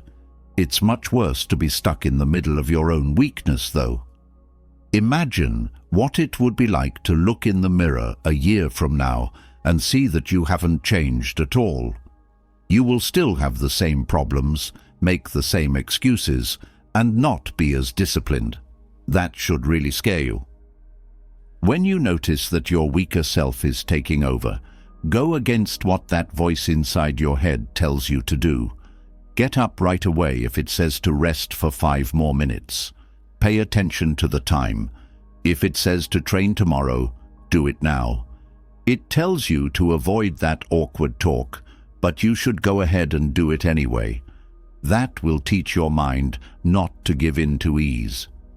Stoics knew that power comes from being able to control yourself. It's not about taking over the world. It's about taking over yourself. You find real freedom when you can control yourself and are in charge of your deeds, instead of letting your urges control you. Because the worst person in the world is not outside, but inside you. Decide right now that you are not going to keep giving in to your weak side. You should be aware of it, but don't let it win. There are chances every day to show that you are stronger than you think, and when you act with discipline, guts, and determination, you not only make your life better, but you also become someone that other people and yourself should respect. 2. Pick to change your life right now. You give up on the person you could be every day that you don't change. It doesn't matter how many times you tell yourself, tomorrow is the day you start, or how much you excuse yourself. The truth is that you get farther away from your potential every time you decide not to act. No matter what your reasons are, time keeps going forward. Stoicism tells us that the present is the only thing we really have, and putting things off is a waste of time and leads to negative outcomes. Imagine looking at yourself in the mirror and seeing a life that doesn't match up with what you want to be. You keep putting things off, even though you know you could be better, more controlled, and more focused on your goals. There are days, weeks, and years that pass, and that thought stays the same. The only change is that now you have to deal with more missed chances and lost time. How much longer are you going to wait? You are not a victim of fate, and your future is not set in stone. You will achieve everything you want in this life based on the choices you make right now, not tomorrow. Some people believe that a person's ideas shape his life. If you believe that you can't change or that it's not worth your time, then that is what you will experience. However, nothing and no one can stop you if you decide to change your mindset and take action. Don't wait for inspiration to hit. Motivation changes quickly. You need discipline more than anything else. Discipline is what will make you do things even when you don't want to. You only need to start. You don't need to feel ready. Epictetus said that our happiness and freedom depend on us fully grasping one idea. We can control some things, but not others. And the one thing you can always control is what you do right now. Most people want results without having to work hard for them. They want to be fit without having to train. They want to be successful without having to make sacrifices.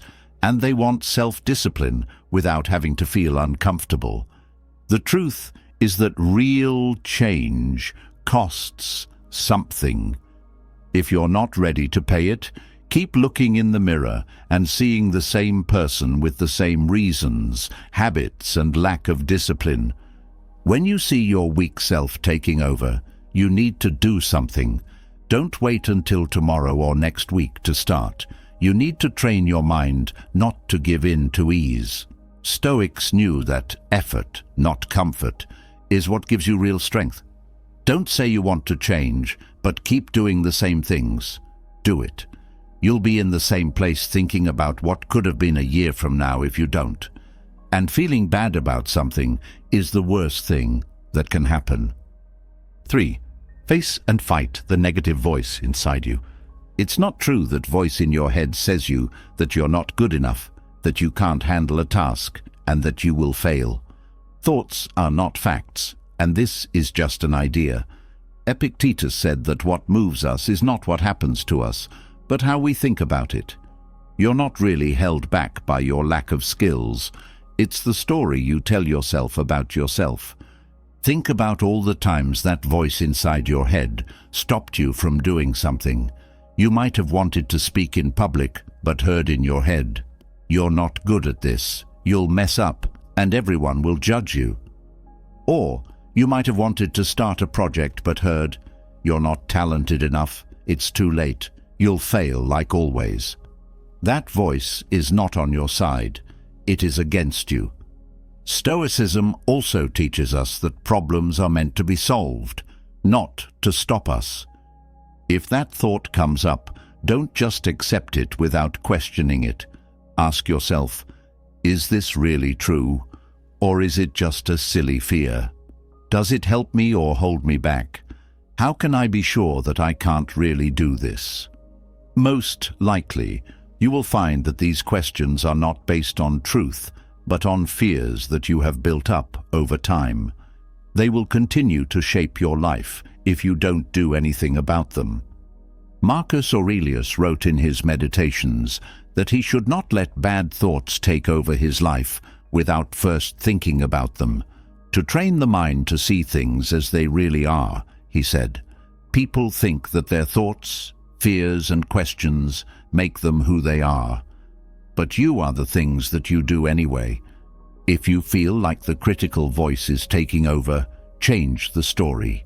Instead of, "I'm not good enough," tell yourself, "I can get better." Instead of, "I'm going to fail," tell yourself, "Every attempt brings me closer to my goal." It's not about telling yourself good lies. It's about telling yourself the truth. The truth is that no one knows everything from birth. Growth is possible, and how you act is directly related to what you think about yourself. You can't let a voice that isn't true run your life. You have to be as determined to deal with it as you would be with an enemy from the outside. If you don't stop it, that voice can be your worst enemy. It will keep you small and make you live in fear. It will affect every choice you make. You will regain control of yourself if you stand up to it and face it with good sense and courage. Thoughts will always be there, so the key is not to get rid of them totally, but to stop identifying with them and giving them power. Don't hold on to them. Let them go by like clouds in the sky, because a bad thought can only hurt you if you pay attention to it. Focusing on what you can do and what you can control, on the other hand, makes the voice weaker. The Stoics trained their minds to control their urges so they wouldn't be controlled by them. It's not that they tried to avoid pain or feelings, but they also didn't let them steer them. You get your freedom back when you see a thought for what it is, an image, and choose not to act on it. You have the power to change your life in that freedom. You are what you do, not what you think. 4. Change weak habits to strong ones. Every day what you do makes you who you are. The things that determine your fate are not random acts of inspiration or drive, but the things that you do over and over again. Your life will be weak if you have bad habits. A strong set of habits will help you become a person who can handle any threat. There are no easy ways out or magic tricks, just doing things over and over again that get you closer to your goal. Imagine someone who wakes up late, has no energy, and has no plans for the day. Before getting up, they check their phone. They're already starting slowly and carelessly. After that, they put things off at work, check social media, eat without thinking, avoid exercise, and feel unhappy at the end of the day. Why? Because their bad habits have made them weak all the time. Imagine the other way around. The same person wakes up early, not because it's easy, but because they have trained their mind to do so. They don't look for things to do first thing in the morning. Instead, they take charge of their time. Before they start their day, they might work out, relax, or go over their goals. At work, they pay attention and don't make excuses. Mindfully, they choose what to eat because it is good for them. They don't feel stuck. They feel like they're making progress. This isn't about skill or luck. It's about the habits you choose to have. The Stoics knew that the best way to get power is to control yourself. Epictetus said that you can't change the outside world, but you can change how you respond to it. And the best way to act strongly is to make strong habits that train your mind and body. Not what you do in big situations, but what you do in small ones. That makes the difference between being average and being great. It's not enough to say you want to change. Right now, you need to do something. To begin, find a bad habit that you know is holding you back. Do not try to change everything at once. To find success, it's not about making big changes, but about slowly changing bad habits with good ones. To get out of bed earlier every day, start by cutting back on the amount of time you spend in bed each day. If you find that you talk on the phone too much, set aside times when you won't be interrupted and read or learn instead. Don't try to change everything about your food all at once. Instead, start with one healthy meal and build on that. The key is to change the bad habit with a good one that makes you better. It's not enough to just get rid of the bad habit. Strong and weak habits are both made by doing something over and over again. What is hard today will become easy in the future, but only if you keep at it. Marcus Aurelius knew that everything you do forms who you are. There will be no problems tomorrow if you follow through with your plans today. If you give in to your lazy side today, it will be harder to do so tomorrow. There is more to your fight than just this moment. You are shaping the person you will be in the years to come. Don't think you'll be ready. Do not look forward to a great moment of understanding. It's important to take one small step every day. Because you train your body over and over, you train your mind to be disciplined. You get better at controlling yourself when you say no to temptation over and over again. All of a sudden, what was once a sacrifice becomes normal. In the end, repetition is what changes everything. Building habits is what gives you power. Those habits become who you are. It's not about getting time or being a certain type of person. Today, right now, every second, you do something that moves you toward or away from the life you want. Make a smart pick. 5. Say no more often.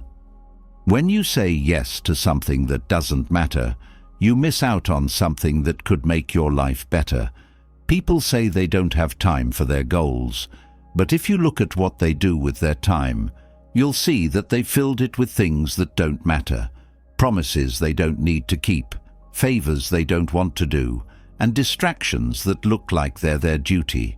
They have time, but they don't know how to keep it safe. Great things are done by people who know how to use the hours they have, not because they have more of them. Most of the time they say no. It's not that they are cold or selfish. They know that every yes comes with a price. When you accept something without giving it much thought, you lose time and energy that you could have used to do more important things. Just think about how many times you've agreed to something to avoid a fight. You don't want to do the favor that the person asks, but you say yes so that you don't look bad. You don't want to do what you're being asked to do, but you do it anyway so as not to seem rude. People do things that don't help them reach their goal because they had to. Then they wonder why they never have time to train, learn, or build the life they want. Marcus Aurelius said we should always ask ourselves, is this really important? Do not do it if the answer is no. If your energy is split between unimportant things, you can't move forward. You have to be very strict about what you put first. You can't live by what other people want you to do. People will keep asking you for things and expect you to fit in with their plans. You're not here to make everyone happy, though. You're here to do what you need to do. At first, it feels awkward to say no because you were told that being a good person means making other people happy.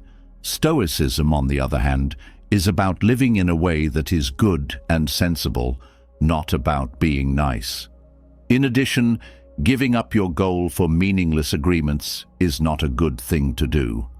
The next time someone asks you for something, think about it for a moment and then answer, does this move me closer to or further away from my goal? If it doesn't bring you closer, then the answer is no. There's no need to explain or defend yourself. It's easy. Just say, I can't. People will be shocked at first, but they will quickly learn that your time is important and stop expecting you to do everything. It's not about being cut off or never helping anyone. It's about being smart about where you put your energy.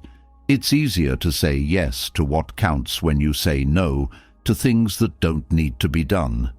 You can spend your time on things that will help you grow if you guard it. You are more committed to yourself every time you turn down an escape. To be successful, the Stoics knew that you had to be self-disciplined. Part of being self-disciplined is learning not to let other people tell you how to spend your time. It's simple to accept everything and try to make everyone happy, but that only makes you farther from your goal. It shows respect for yourself to say no, which is a lesson that your life is too short to waste on useless things. Remember this the next time you're not sure. Every yes comes with a cost. Make sure it's worth the money. 6. Getting up from the sleep of dullness. It doesn't happen all at once. Mediocrity sneaks into your life little by little, hiding as comfort, good reasons, or enough. You wake up one day and realize that you're stuck in a habit that doesn't push you, in a job where you do the bare minimum to stay employed, and in relationships where you never take a chance and say what you really feel. It's even worse that you have no idea how you got there. He said, "The soul is colored by the color of its thoughts. If you settle for average in one area of your life, it will quickly spread to all of them. If you only do what you need to do at work to get by, that attitude will show up in your body, mind, and relationships over time. You'll become someone who doesn't think things are that bad and says, 'It's not so bad.' You could say things like, 'Life is hard, not everyone can succeed, and it's better to be safe than sorry,' But each time you say those things to yourself, you are lying. Not because you can't handle it anymore, but because you've chosen not to. Not because the world has sentenced you to failure, but because you've let it take over your life. They said that your real enemy is not outside, but inside you. It's not your boss who doesn't respect you, society that limits you, or bad luck that keeps holding you back. It's that voice inside your head that says it's okay to stay where you are, that trying is too much work, and that success is for other people. That sound is the sluggishness of mediocrity. If you don't deal with it, it will keep lulling you to sleep until you realize you've lost years of your life. Take an honest look at your life and ask yourself, where am I settling down? When do I settle for less than what I know I can do? This could be in your body, where you tell yourself it's okay to be out of shape. In your mind, where you waste time on useless entertainment instead of learning. Or in your relationships, where you're afraid to say what's really on your mind. It's impossible to change something you don't see, but you can't ignore the things that have been holding you back once you see them. The important thing is to act, not to think or be sad. What am I going to do about it? Is something that a Stoic always asks himself. Do something that makes you uncomfortable every day, even if it's only a little. If you've been putting in the bare minimum at work, you should start to stand out. You shouldn't do this to get noticed, but because you should always aim for excellence. If you haven't been active in a while, start with 10 minutes a day and make it a habit. Dare to be honest and show who you really are in your relationships if you've let them become shallow. Being average is a habit, and being great is too. It's not a natural skill.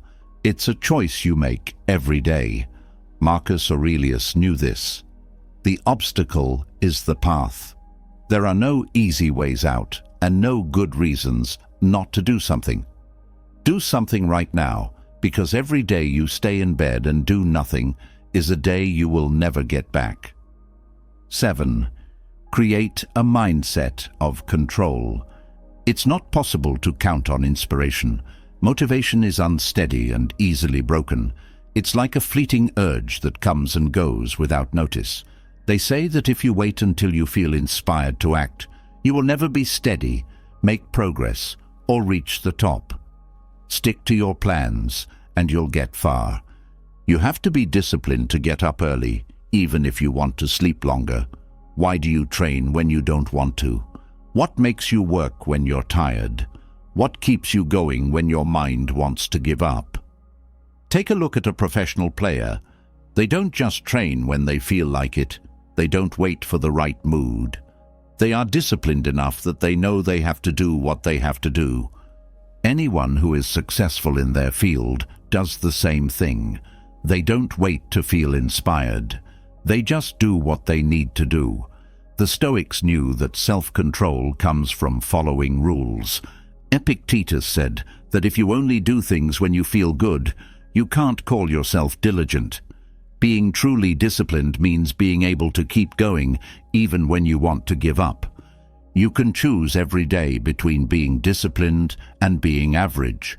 You could keep putting off what you know you need to do, or you could do it now. You can give up because you're tired, lazy, or distracted.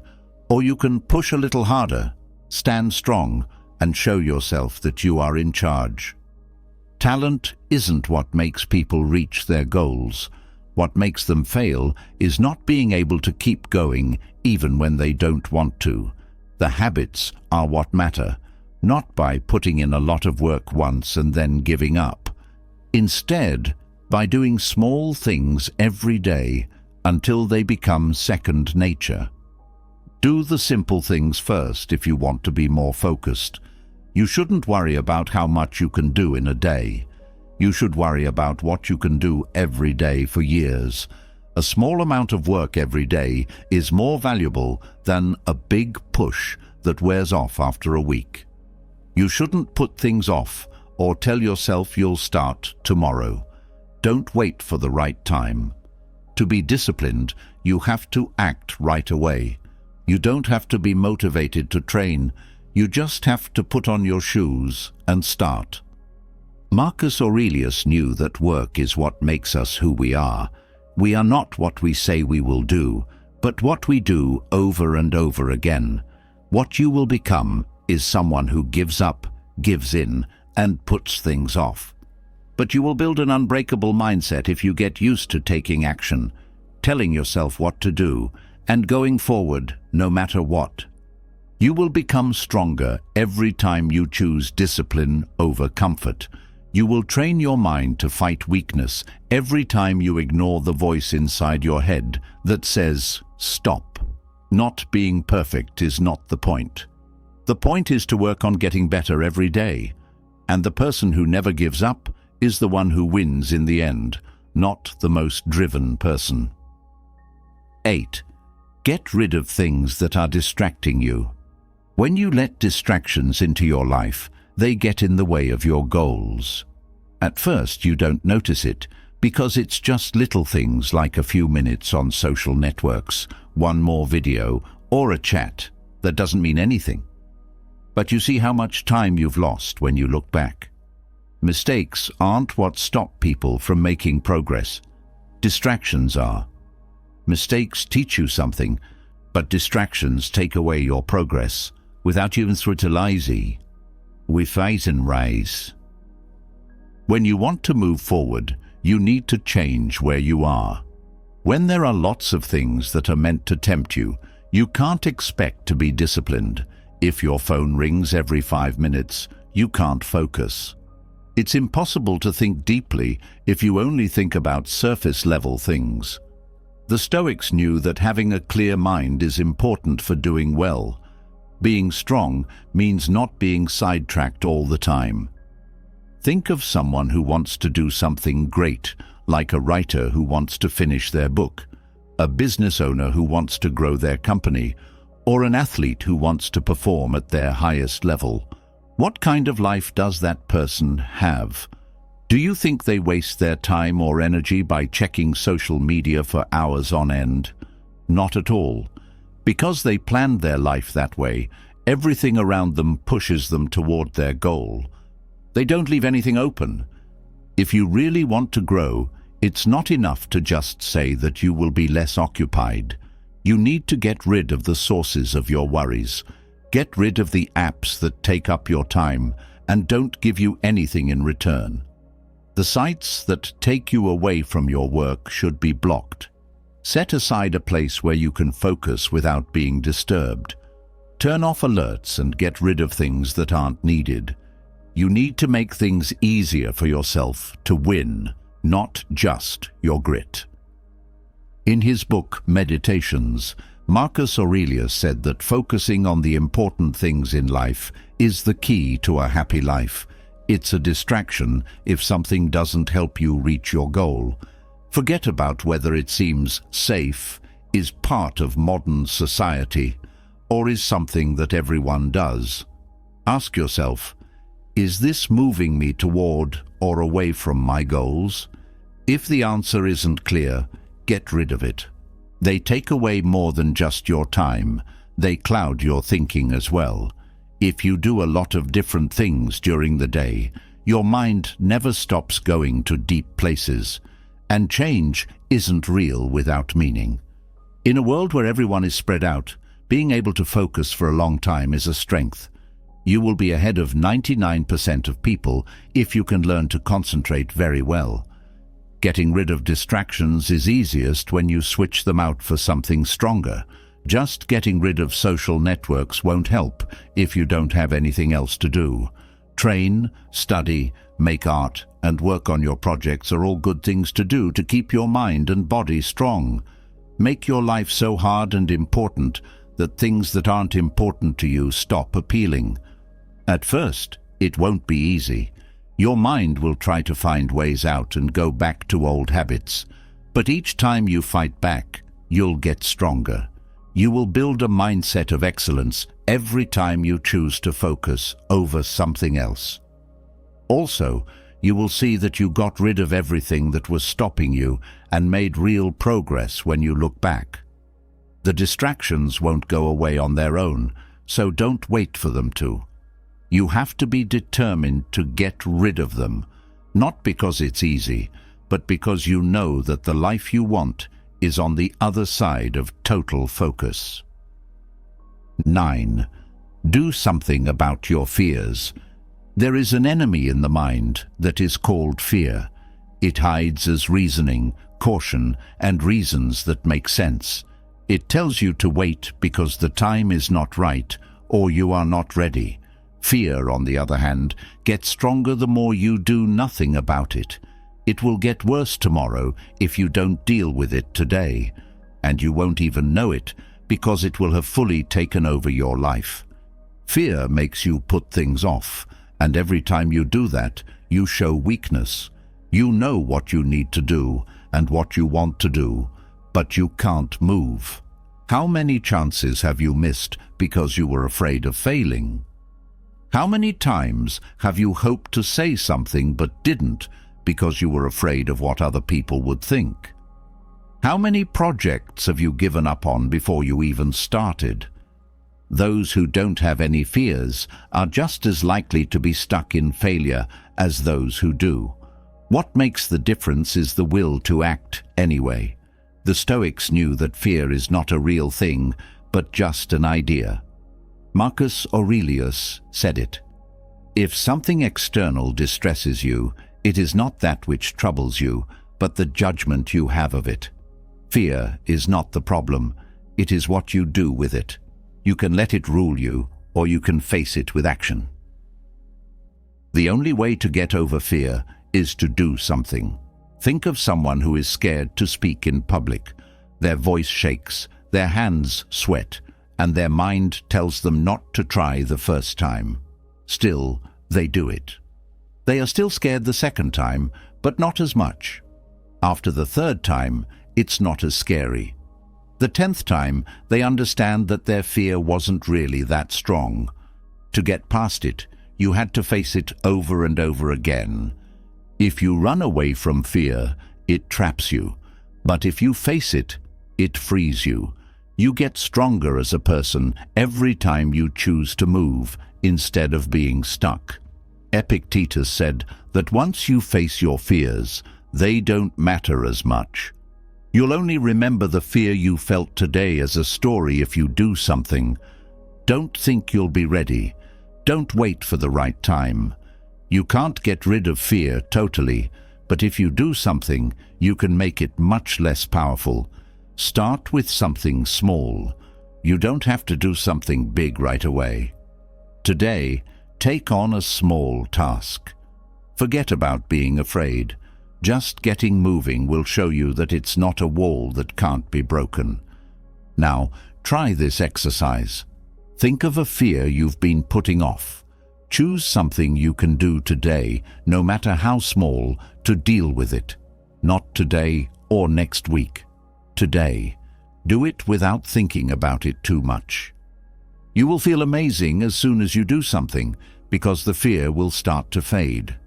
You get stronger every time you choose to move instead of being stuck. You keep the idea that you are in charge of your life strong every time you act, instead of giving in to fear. 10. The effect that your surroundings and ties have on you. Look around you. Whether you know it or not, the people you spend the most time with shape who you are. Their habits, views, and actions have an effect on you.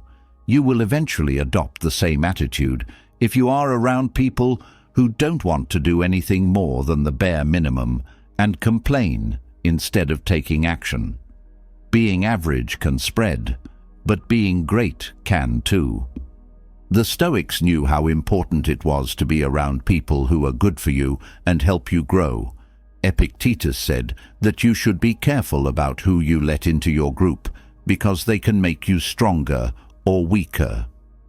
One thing Marcus Aurelius made very clear was that someone doesn't belong in your life if they don't help you grow and push you to be better. Being around people who are always looking for reasons not to do something will make you want to do nothing.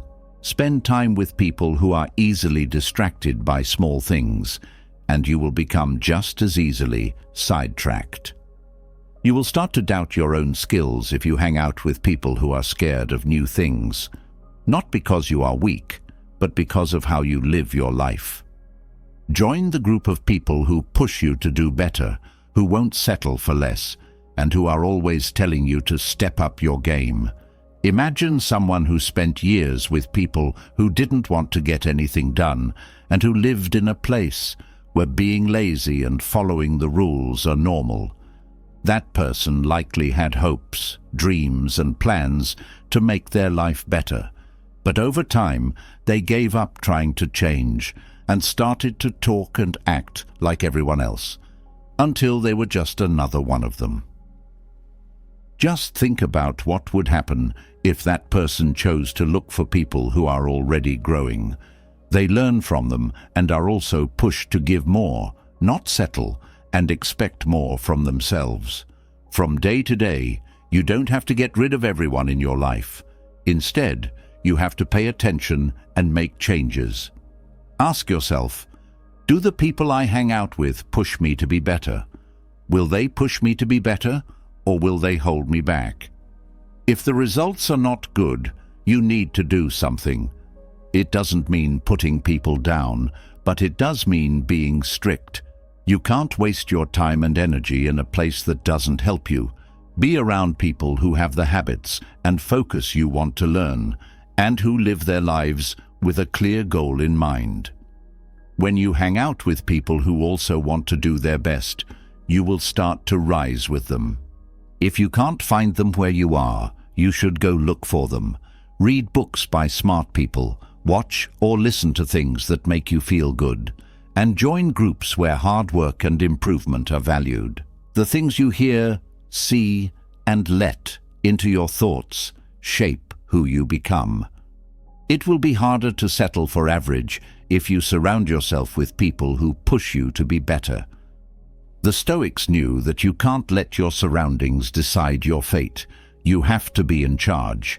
If where you are doesn't work for you, move. If the people you hang out with don't make you feel good, find new ones. Fear of the unknown shouldn't keep you stuck at a low level. Look for people who push you, who expect more from you, and who make you feel bad, because they will help you grow. That's where you grow. Now let's go on. Have you ever been worn out from constantly trying to please other people or avoid their critical eyes? With all the noise and similarities in the world, it's simple to lose sight of what really matters, the peace that comes from inside. True peace of mind doesn't come from other people's short-lived approval or praise. It comes from being able to stay calm and focused on yourself. Stoicism tells us that we shouldn't try to control things that are out of our power. Instead, we should focus on controlling our thoughts, feelings, and actions. This is how we get back to being ourselves when life is crazy all the time. So take a deep breath, enjoy the silence, and let your attention be the light that guides you to your inner power. It's not just theory that I'm about to share. It's a set of lessons shaped by real life that will change the way you see yourself and the world around you. Now is the time to put aside all other thoughts and feelings. Absorb yourself fully and find the deep meaning behind each insight. Do not miss any part. Each one is an important key to finding true peace and freedom within. Let's start this trip together. The first is learning to love yourself again in a world that values relationships. There are a lot of stories in fairy tales and pictures of happy couples on social media that make romantic love seem like the best way to be happy. It's easy to think that meeting the one is necessary for a happy life. But Stoicism tells us that true happiness doesn't come from depending on other people. It comes from loving yourself deeply and forever, with a love that isn't based on pride, but on understanding and self-respect. Being able to love yourself means accepting yourself as you are, flaws and all. It means learning to be proud of what you've accomplished while also being kind and patient with your flaws. Imagine having your heart broken, feeling empty, and wondering what you're worth. If you really love yourself, though, you know that your worth doesn't go down when someone isn't with you. Being self-aware in this way helps you move on, not by getting rid of the pain, but by holding it with inner power. When you love yourself, you don't have to look for relationships just to fill a gap. Instead, you start to make bonds that are real and important. Think of a close friend you haven't been spending time with because you've been too busy or other relationships have become more important. When you care about yourself, you make time for these kinds of friendships and value them for what they are: relationships based on mutual respect and shared experiences. Talking to someone over coffee or laughing with friends on a casual walk can bring you joy and make your life better. Self-love also pushes you to extend your heart beyond your personal circle and into the greater society. By taking time to care for and listen to yourself, you can better understand how other people are struggling. This could show up as small acts of kindness, like helping a friend, or bigger ones, like giving your time to a cause you care about. You understand that love isn't just for sexual relationships. It can flow through countless acts of kindness, spreading warmth and connection in deep and humble ways. Loving yourself doesn't mean you don't want personal love. It just means you don't want it to be your only source of happiness. It means making your own choices and events that make your life better instead of looking for someone else to make you happy. It can be found in the little things that make your life enjoyable, like a quiet morning with a book, a peaceful walk as the sun goes down, or the feeling of accomplishment that comes from reaching a personal goal. Even though they are quiet, these small times have a huge impact on creating a life with meaning and happiness. There is no need for a romantic story in order for life to feel special. Loving yourself, making real connections with other people, and spreading kindness around the world can sometimes be the most fulfilling things you can do. Love for yourself is not just a goal, it's the way to a life of true freedom and happiness. Number 2, finding peace in time and being alone. Have you ever stopped in the middle of a busy day and thought, where did all my time go? Time, not money, is what we value most. It's easy to forget this when we're busy with meetings, unfinished projects, and mindless scrolling through our phones. Seneca said it well. It's not that we don't have enough time to live, but that we waste a lot of it. Time is a gift that can never be replaced, and how we spend it determines the whole quality of our lives. Picture starting your day in a different way. You don't quickly check your phone for texts or social media updates. Instead, you take a moment to breathe deeply and think about the things you value most in life. This is not a small thing you're doing. It's a strong statement that you are in charge of your day. These choices, from how we start the day to the things we're passionate about, must become the building blocks of a life that has value. But how can we use our time wisely? The deep but easy answer from Stoicism is to find peace within yourself. Marcus Aurelius said, "In his own soul, man can find no quieter or more untroubled retreat." Being still isn't a scary state of solitude. It's a return to our core and a place where we can be honest with ourselves. Even though it might sound scary, solitude is a valuable gift. When we're by ourselves, we stop trying to fit in with other people's standards and start listening to our own thoughts. As an example, think about the story of a young woman who went camping alone in the woods. In the quiet, She understood that she had been living her life to please her parents and co-workers. She found her true dream, which was to become a writer in that quiet place. That's the magic of being alone. It leads us back to our true love and happiness. Every second is a chance to live fully. If today were your last, would you spend it worried about an email that you haven't answered or yelling at someone? Or would you enjoy every moment doing the things that make you feel alive, like making art, liking someone, or traveling? You shouldn't waste time. Instead, you should use it to learn and grow, not for other people, but for yourself. And when we learn to stop, think, and wonder what life is all about, we feel peace slowly filling our minds, such as, what do I really want? And what makes me glad? Are no longer burdens, but invitations to find out who we really are. We find freedom on this trip, but not freedom from the outside world. This freedom comes from loving and accepting ourselves. We find more than peace in this quiet. We build the basis for inner power. We learn to stand strong, become independent, and act in line with our morals when we have a deep understanding of who we are. Moving on to the next step, which is to use the power of independence. Third, getting stronger by being able to keep yourself going. One of the best things you can do for yourself is to learn to depend on yourself. Self-reliance is like a lighthouse that shows you the way back to your real self in the vast, wild sea of life. It's easy to get lost in comparing yourself to others or looking for approval from outside sources. You can find strength inside you that you might have forgotten about when you learn to stand on your own. Imagine that you have to go to work and everything goes wrong. Your boss is upset, your co-workers are mean, and you can't stand it. What will keep you going in times like these? It won't be other people's soothing words or looks. It will be your own strength, your ability to face failure, learn from it, and choose to keep going.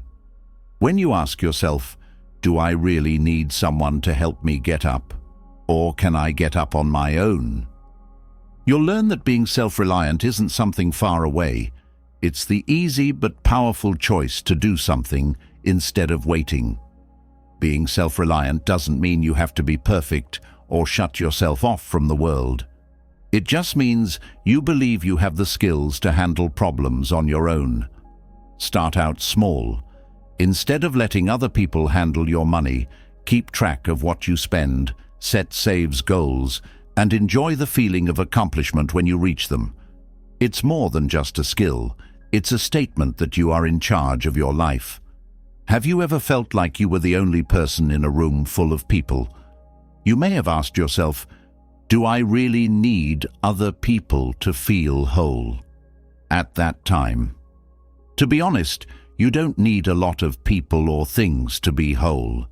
It's important to learn to enjoy being alone and to find pleasure in small habits, like drinking tea by a window, writing in a notebook, or going for a quiet walk in the woods.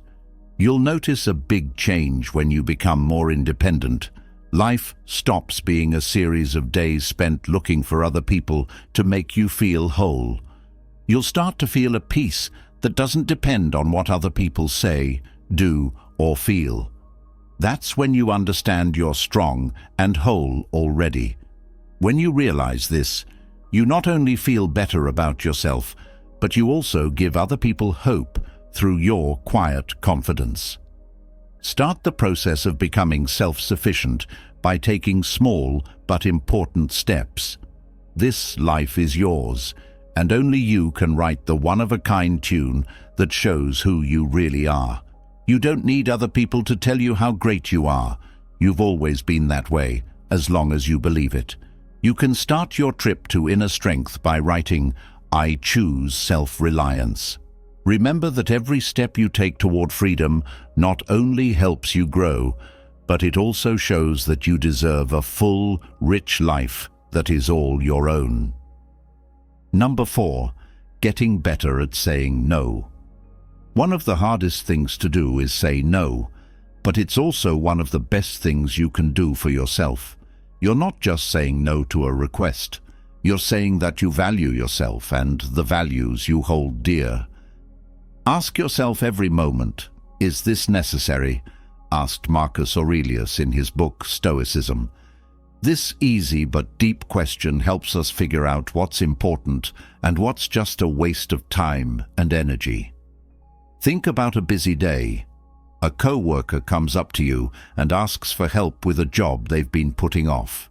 You're not sure what to do because you want to help but also feel responsible for other things. If you say yes, you put their needs ahead of your own goals and health. If you honestly say no, on the other hand, you set limits and show that your time and energy are valuable. Being able to say no is not being selfish.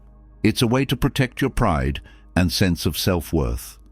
No one will value you in life if you don't value yourself first.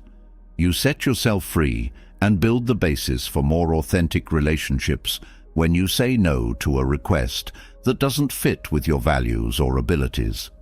When you set limits, remember that people who care about you will understand and follow them. It takes time to learn how to say no. Take small steps at first. Say no to an offer to an unimportant event or leave a bad talk. You'll learn that saying no doesn't make other people less valuable. Instead, it makes you stronger to live a more honest life. Freedom is the most important thing in Stoicism. Epictetus said, "Freedom is the only worthwhile goal in life." We win by ignoring things we can't change. When you focus on the things you can change, like your time, energy, and personal values, you build inner power and calm. Take some time to think about the people you're close to. Are there people who take advantage of you or treat you badly?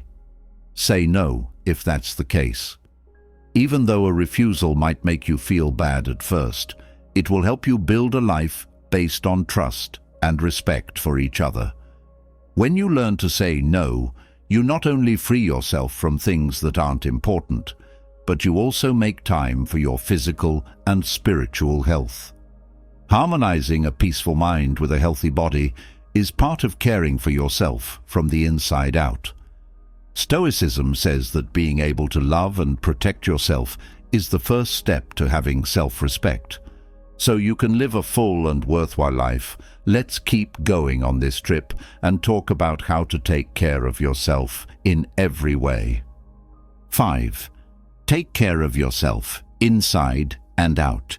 Self-care is a trip with great meaning. It's a return to oneself, where we build a strong base for our bodies and souls. "I deserve to be loved and cherished by myself" is not a way to impress others or get their praise. Instead, it is a strong statement. I deserve to be loved and cherished by myself. Stoicism teaches that true self-care is the highest form of respect for oneself, a lifelong pledge to honor your own existence. Big actions aren't needed on this trip. It can start with the smallest things you can do every day. A peaceful walk in the fresh air not only makes your body stronger, but it also clears your mind of the stress that's been building up. A well-thought-out meal does more than just feed your body. It's a gentle reminder that you deserve kindness and care. When was the last time you really paid attention to your body? When was the last time you took some time to relax, breathe deeply, and listen to your heartbeat? It's easy to start down this road with these small moments. We often forget about even the most basic wants because our lives are so busy. There are a lot of fears and due dates, and soon there is not much sleep, meals are forgotten, and tiredness sets in. A mind that is at peace cannot live in a body that is tired. Taking care of your body by eating right, staying hydrated, and getting enough rest gives your mind the strength to face the difficulties of life. It's not just lip service. This is how you protect yourself from the bad things that drain you. The trip doesn't end there, though. Spend time taking care of your soul after you've built a strong base. Allow your thoughts to drift without focusing on them for a few minutes of silence. This will help clear your mind. You might be surprised at how good your heart feels and how easily even the most complicated worries can be solved if you write them down. Taking care of yourself is also a way to practice the qualities that Stoicism promotes: moderation, control, and wisdom. It takes discipline to get up early to work out instead of sleeping for another hour. Moderation means waiting before giving in to a bad treat, even if it's tempting. Understanding that taking care of yourself now will help make the future better is a sign of knowledge. Self-care isn't about showing other people how valuable you are. It's a deep, quiet way to tell yourself, "I matter and I won't give up on myself." It's a path of honor, peace, and inner strength. What did you do today to love your body and soul? Start with small acts of kindness, because you earn all the good things you do for yourself. You and I have made it halfway through this trip. You have shown that you are determined to grow and take back control of your life by sticking with it. Many people give up on this too soon. Remember to keep going, because each step of this journey builds on the last, making a complete plan. When this video is over, you'll have a clear, powerful plan to work on yourself and deal with life's problems head on. Don't give up. You're worth the work. Sixth, making it easy to handle personal funds. Stoicism tells us that real freedom doesn't come from having a lot of things, but from controlling our wants. Wealth consists not in having many things, but in having few wants, the wise Epictetus said. Real wealth doesn't come from getting more and more stuff, but from being happy with what we already have. Managing our personal finances is a deep lesson in getting to this state, where every choice we all make about our money not only meets our current needs, but also helps us build a peaceful and independent life. When you get paid, instead of running to buy your favorite things or throw a big party, you stop and ask yourself, will this really make my life better? Many of us buy things to make ourselves feel better or to show others how we look. But when the thrill wears off, all that's left is an empty wallet and worries that won't go away. Stoicism tells us that short-term pleasures don't bring happiness. Instead, simplicity and a clear sense of purpose do. I know what you're talking about because I used to spend a lot of money on expensive things and parties just to impress other people. At first it was exciting, but as time went on, seeing my bank account shrink without getting anything in return made me wonder, what am I doing with my life? I chose to change one day. I started by making a budget, cutting costs that weren't necessary, and putting my money and time toward bigger goals like saving for the future, learning new skills, and putting my health first. Not only did my savings grow, but I also felt a huge sense of relaxation, knowing I could handle any problems that came up without being afraid. That was real freedom to me, the kind of freedom that comes from being able to control yourself and living with a purpose. Managing money is more than just cutting back on spending. It's also about figuring out what really matters. Marcus Aurelius said, "If you want peace, do less, or more accurately, do what's necessary." This is also true when it comes to money. Spend your money on things that really matter, like a trip that opens up new possibilities, an investment in your future, or just spending time with people you care about. You can see that building a financial safety net is a step toward freedom once you realize that money is a tool and not the end goal. It lets you live a life that is in line with your values without being stressed out by money or the unknown. Ask yourself, does this cost really make my life better? If the answer is no, you already know what to do. The best things in life are peace of mind, calm, and a sense of being in charge of your own life. This is exactly what Stoicism says. Seventh, treat people with respect in your interactions. Keeping your respect in relationships is not only a choice, but a way to find inner freedom in a world full of noise and demands. To find dignity, you don't need other people to like you or for people to notice you briefly. It means making a solid decision to stay true to yourself, withstand the ups and downs of life, and live in line with your ideals, even if others don't agree with you. Do not waste any more time arguing about what a good man should be, as Marcus Aurelius said. Be one. Imagine a common situation. You are asked to do something wrong at work, like lying on a report or hiding a mistake. You know that saying no could make you look bad or cost you a chance to move up. But instead of giving in, you say no in a quiet but firm way. You avoid conflict or blame and go about your work in an honest and open way. This quiet strength, which is neither cocky nor weak, is the greatest sign of honor. Still, the draw of outside praise often makes us want to do bad things. Have you ever agreed to do something you didn't want to, just to keep other people from getting mad? Isn't that empty feeling you get later a sign that you lied to yourself? Respecting yourself is more important than making other people happy. When you stick to your values, you make yourself and the people around you feel safe. This is the basis on which relationships are built, based on trust and honesty. The same rule holds true for love as well. To meet the needs of a partner, a person shouldn't have to totally change who they are. The friendship becomes a drag if you are always trying to be the best version of yourself in their eyes. Being honest about how you feel and staying true to who you are will not only protect your honor, but also make your relationship better and more balanced.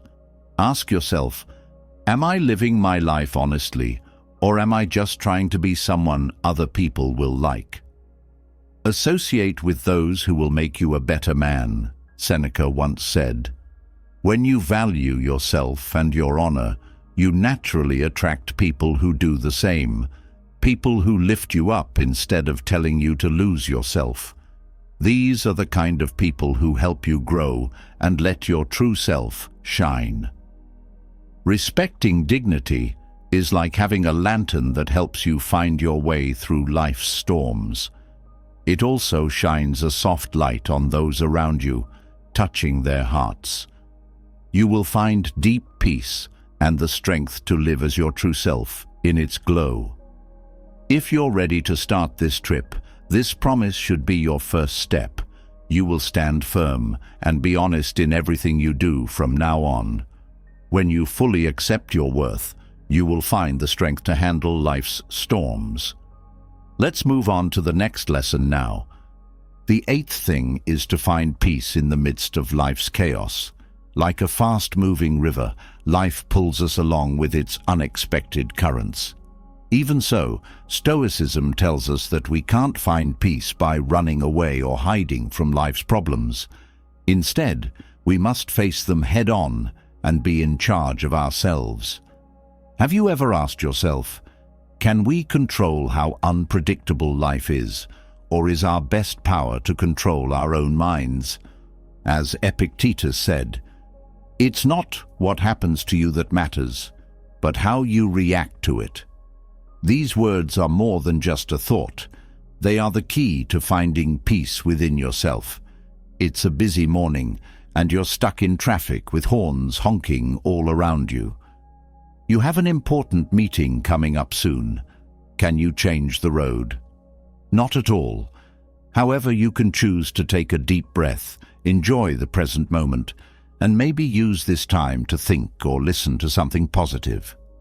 Serenity isn't something that only thinkers in tall houses can enjoy. It can be found in everyday life. Imagine a firefighter going into roaring fires or a surgeon working under a lot of stress. They don't give up because they know that fear only lasts for a short time. Their strength is in their ability to stay calm. You have power over your mind, not outside events, said Marcus Aurelius in a beautiful way. Know this, and you will find strength. Reading these words, one might wonder, how can we find such strength in a world that is always changing? The answer is to pay attention to the things we can really control. If something goes wrong, ask yourself, can I change this? Say, if not, let it go. Picture it raining hard on a sunny day. You can open an umbrella, but you can't scream at the storm to stop. All you can do is accept it.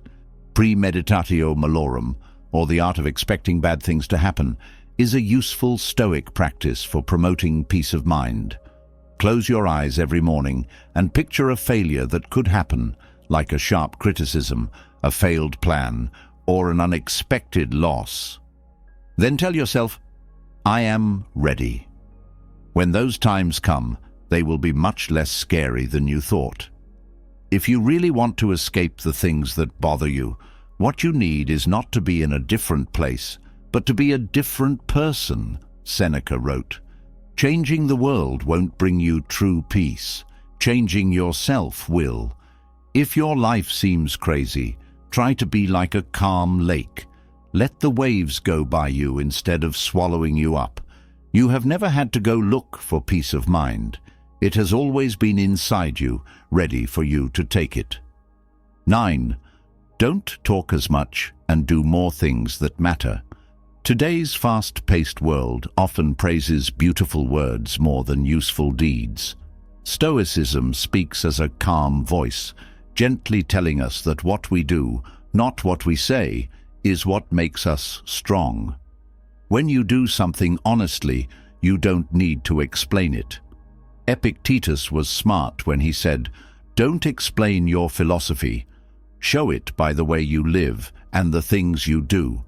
Let that be the strongest proof of who you are."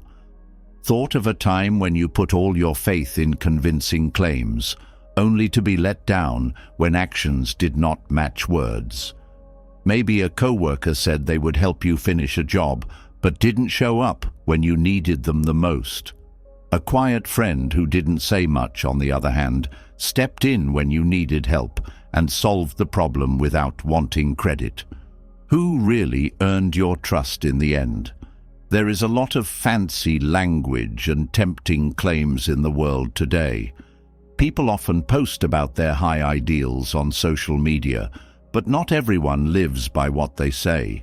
Stoicism teaches us to keep our cool and not let empty words take over our lives. Instead of jumping to conclusions, carefully watch what people do. Their deeds always show what kind of person they are. Have you ever thought about how deciding to watch something instead of reacting can help you learn? You can focus on what's important because you're not distracted by small things. This way of doing things not only helps you understand other people, but it also teaches you how to get better at yourself. What you do should show who you are. There will be times in relationships when vows aren't kept. Instead of being upset or angry, try being quiet. Watch how other people act and set limits for yourself. Being wise doesn't mean expecting too much from other people. It means keeping your inner peace safe from things that aren't worth your time. Start small. Finish a job no one asked you to do. Help someone without wanting credit, or quietly work toward your dreams without needing outward support. Anything you do, no matter how small, helps you become the best version of yourself. If you want to be heard, let your deeds and silence speak for you. People might not notice you right away, but when they see what you've done, they won't be able to deny how valuable you are. When you do things with a reason, Your life is the best example of the theory you believe in. Then which does it for you? Words or actions? In the comments below, share your thoughts or stories. Have you ever been in a position where promises were not kept, but deeds were? Or maybe practicing speak less, do more has taught you something important. Don't be shy. We can't wait to hear what you have to say. 10th, getting in touch with the peace of nature. Imagine being in a quiet forest early in the morning, when soft sunlight shines through leaves that are still wet with dew. The soft rustling of the trees and the distant song of birds blend together, and the cool breeze brings the smell of moss and wood. The world's noise and the mess in your mind just fade away at that moment. You, the peaceful flow of nature, and a deep sense of calm that comes over you like a gentle tide. This is a free gift from nature that reminds us that peace is always close by if we just take the time to find it. One of the most powerful ways to get back in touch with yourself is to spend time in nature. When you look up at a sky full of stars, think about how each one, even though they are light years apart, makes the universe work together. Even though they don't talk, they tell a story of determination, connection, and quiet purpose. The worries that are weighing you down seem small when you look up at those big, beautiful stars. They remind you to live your life with calm and patience. We can also learn how to let go from nature. Think of the way leaves fall to the ground in the fall. They don't fight the wind. Instead, they give in to it and become a part of a bigger circle. When you feel this way, you might want to let go of something that is making you feel heavy. Fears and grudges that drain our energy are often things we hold on to that aren't important. Sometimes, all it takes is a moment of release to find ease and clarity again. I remember stopping in the middle of a run in a park to watch a small stream move. The water moved slowly, but it was always there. It went around rocks and roots without trying to hurry or fight. By observing that easy thing, I saw a picture of life. How often do we wear ourselves out by trying to control everything instead of letting go and going with the flow of life? That stream wasn't just water. It was a gentle push to be strong and accept things as they are. It's not just peaceful to be in nature. It also helps you remember who you are at your core. Take a moment to stop, listen, and let nature lead you. Every wind whisper, sunbeam, and pond ripple feels like nature telling you, don't let the chaos outside distract you from the calm inside. You can find a quiet strength in its stillness. It will tell you that the peace you seek is already inside you, waiting to be found, no matter how hard life gets. It is not just about noticing the gentle hush of the forest or the shimmering arcs of sunlight on quiet waters. It is about realizing that every facet of the natural world is, in some subtle way, reflecting the contours of your inner life.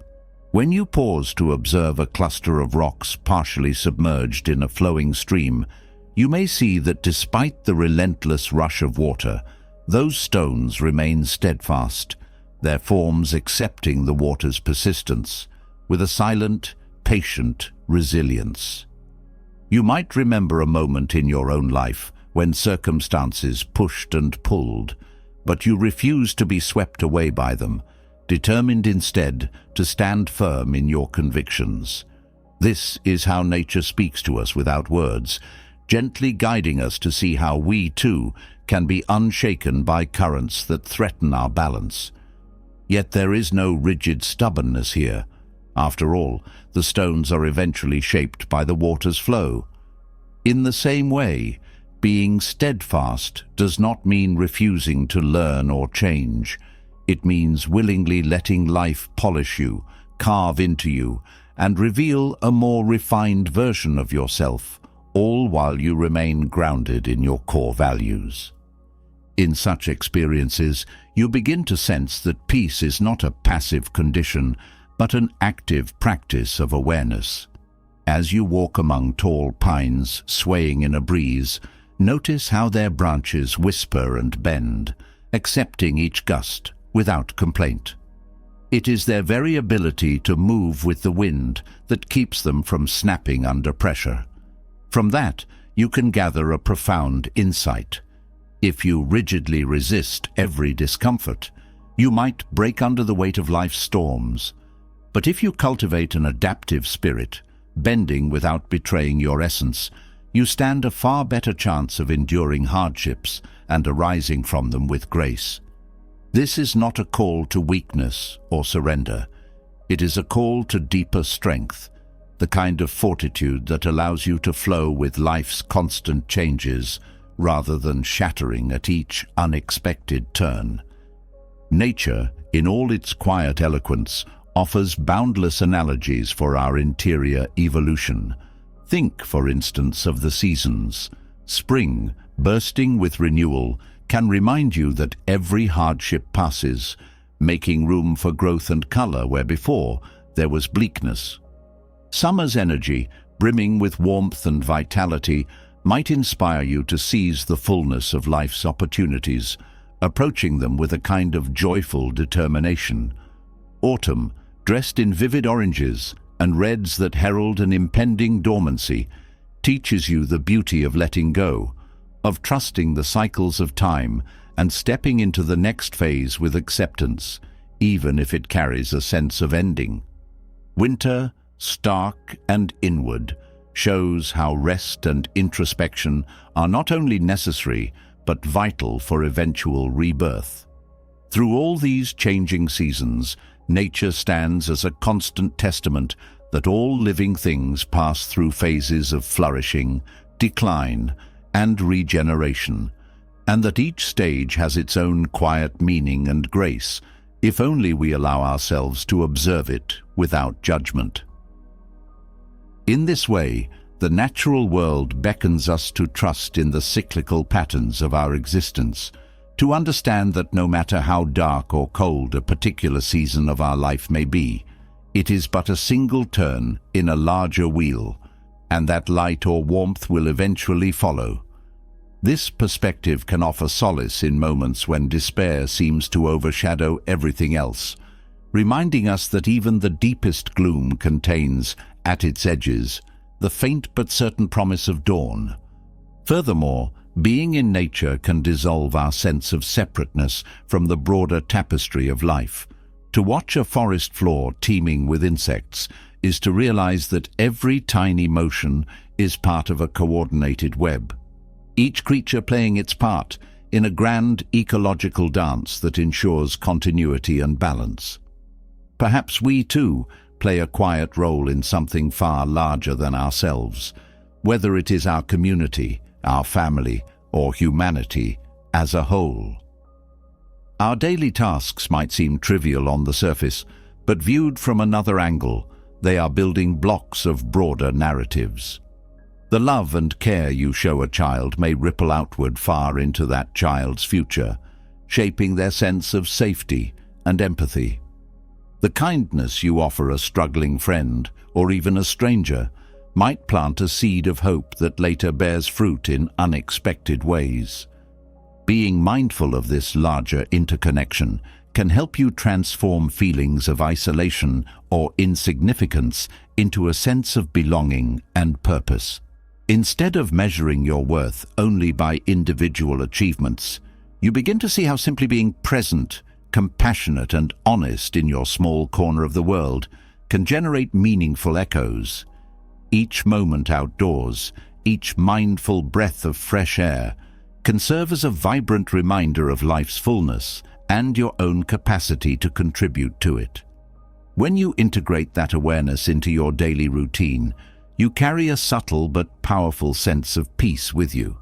Instead of seeking constant distraction, you might choose to cultivate a small herb garden on your windowsill, witnessing the wonder of growth in real time.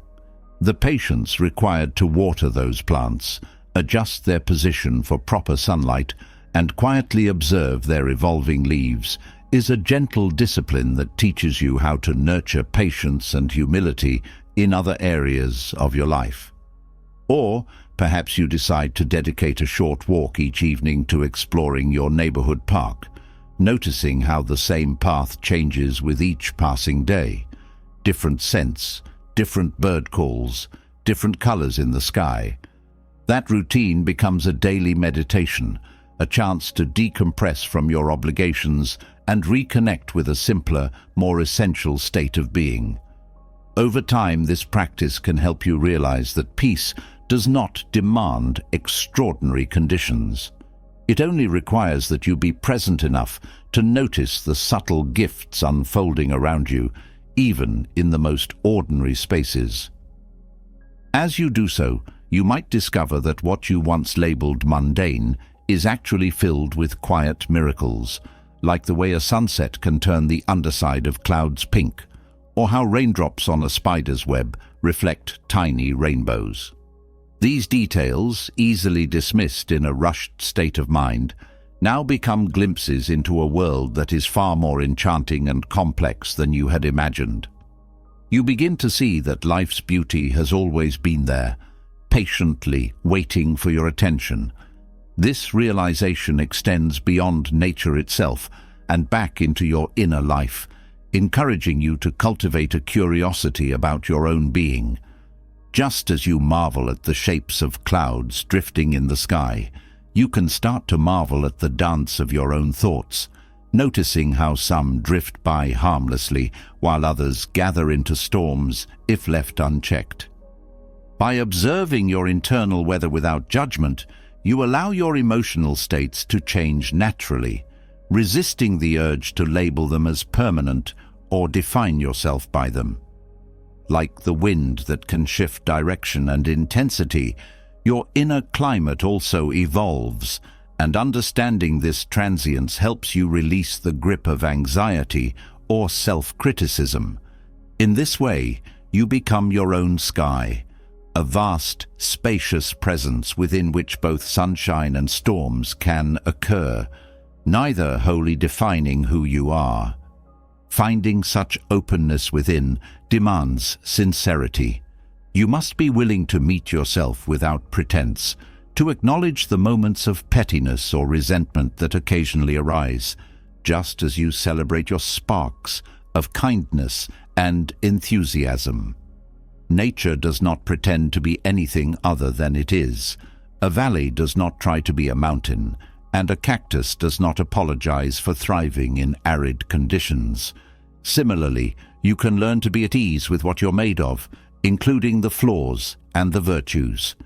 Instead of resisting or hiding those parts of yourself you deem imperfect, you can explore them with gentle curiosity and see how they might be transformed or integrated. Perhaps you find that your impatience is actually a force that, once honed, can become decisiveness or leadership, or you realize that your sensitivity, which you once believed was a weakness, fosters deep empathy and creativity. In the same way that a certain plant can flourish in a rocky soil where others cannot, your own unique traits may allow you to thrive in situations that confound others. Such revelations become possible when you stop berating yourself for who you think you should be and begin examining who you already are, discovering unsuspected potentials along the way. This self-acceptance does not mean complacency. Rather, it sets the stage for authentic growth. When you embrace the totality of your being, you free yourself from unnecessary baggage, clearing space for meaningful improvements.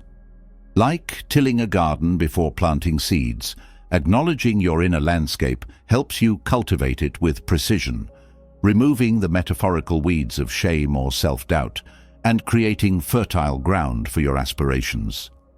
You might then find it easier to shape your habits in a way that reflects your genuine interests. For instance, if you have realized that solitude nurtures your creativity, you might devote a regular block of time each week to writing, painting, or simply thinking without interruption.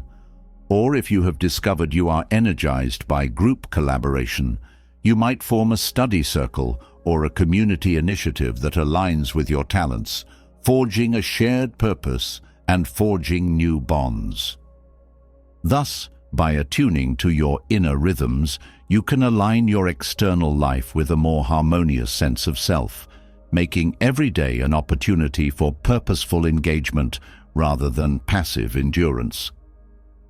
As you deepen your bond with nature, both the outer world of trees and skies and the inner world of thoughts and emotions, you begin to sense that living in sync with these rhythms is a gentle but powerful form of liberation. Instead of wrestling against the unstoppable flux of existence, you can lean into it, appreciating the inevitability of changes while skillfully guiding yourself within them. This approach transforms fear into curiosity, stubbornness into flexibility, and isolation into unity. The same way water can cut through rock over time without aggression, you learn that a fluid mindset can help you navigate obstacles that once seemed insurmountable. Through consistent small acts of being present, you accumulate a reservoir of patience and perspective that shield you from the panic that arises when plans go awry or circumstances shift unexpectedly. Along the way, the deeper you delve into this harmonious dance with nature, the less you crave endless distractions or external affirmations. You find yourself resting more confidently in your own inner sanctuary, deriving fulfillment from simple tasks performed well, from creative endeavors that feed your spirit, or from direct heartfelt conversations that dissolve the walls between people. It becomes clearer that the most precious things in life cannot be bought, forced, or manipulated, but only received with gratitude, much like a sunrise. In an often chaotic and competitive world, this way of life can feel like a quiet revolution, one that is not loudly advertised, yet profoundly reshapes how you experience each day. Moments that once seemed trivial become small blessings. Drinking a glass of water becomes a chance to appreciate the miracle of hydration. Hugging a friend becomes a profound exchange of warmth and understanding. Tidying up your living space transforms into a mindful ritual of bringing order to your environment, mirroring your intention to bring clarity to your mind. In all these acts, you are no longer killing time or simply performing chores, but participating in the gentle art of living. This subtle shift may not garner you applause or public recognition, but the sense of meaning it engenders is unmistakable. You walk through the day with a steady heart, less shaken by minor irritations, more aware of the bigger picture. In conversations, you catch yourself listening more attentively, genuinely intrigued by what others think or feel. Even if disagreements arise, you are less prone to reactive outbursts, more likely to find a thoughtful or empathetic way to respond. This doesn't mean you become passive or lose your opinions. It means you stand more solidly in your own truth, without feeling threatened by differing perspectives. People around you might start to sense this shift, as your presence carries a certain calm that can be reassuring in tumultuous times. They might even turn to you for guidance, not because you have all the answers, but because you exhibit a sense of internal stability. In turn, these interactions confirm that the peace you cultivate within radiates outward, touching others in subtle but significant ways. Little by little, you realize the power of leading by example. You do not need to preach or label yourself as a teacher. Your very demeanor, your gentleness yet firmness, can become a quiet invitation for others to examine their own approach to life. You might inspire someone to spend more time outdoors or to keep a journal of their daily reflections. You might encourage a co-worker to take a moment of pause when under stress, instead of lashing out. Every small ripple counts, and you begin to see how collectively such ripples can create a more harmonious community, workplace, or family.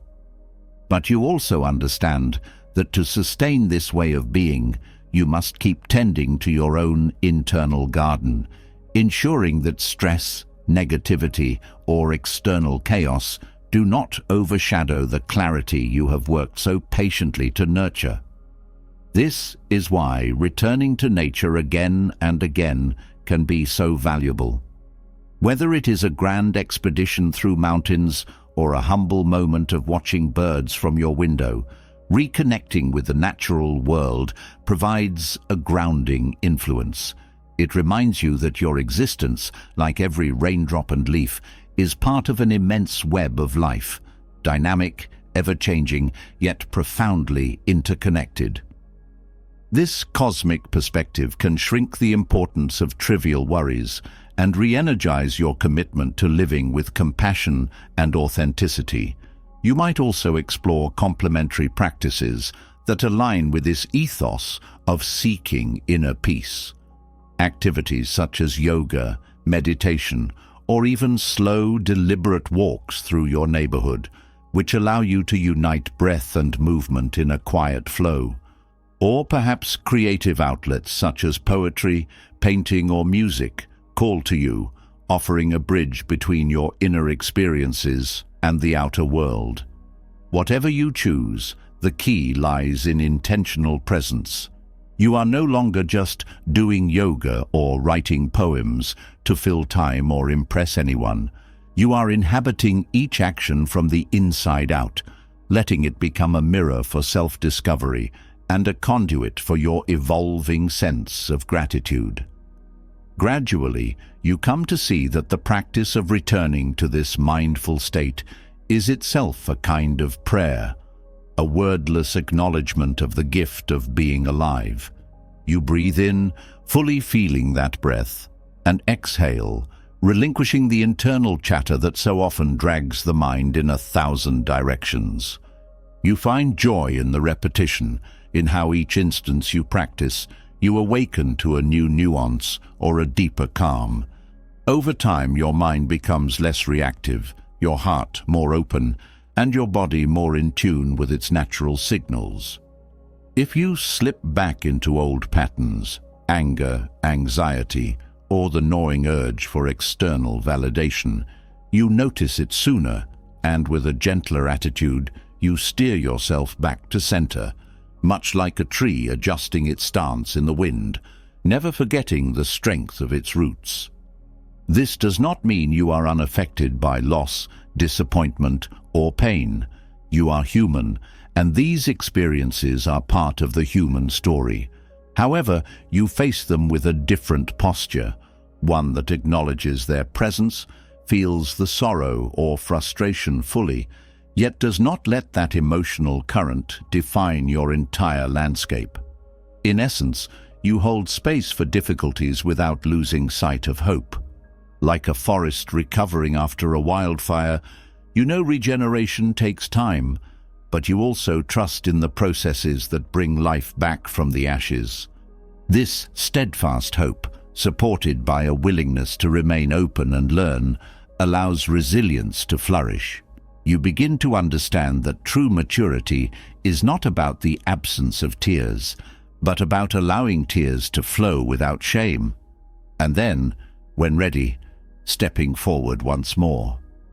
Through it all, nature remains your quiet companion, offering both symbols and direct experiences that keep guiding you home to yourself. Even gazing at the clouds on a stormy day can serve as a meaningful metaphor. The thickest cloud cover eventually drifts apart, revealing the sky's vast openness.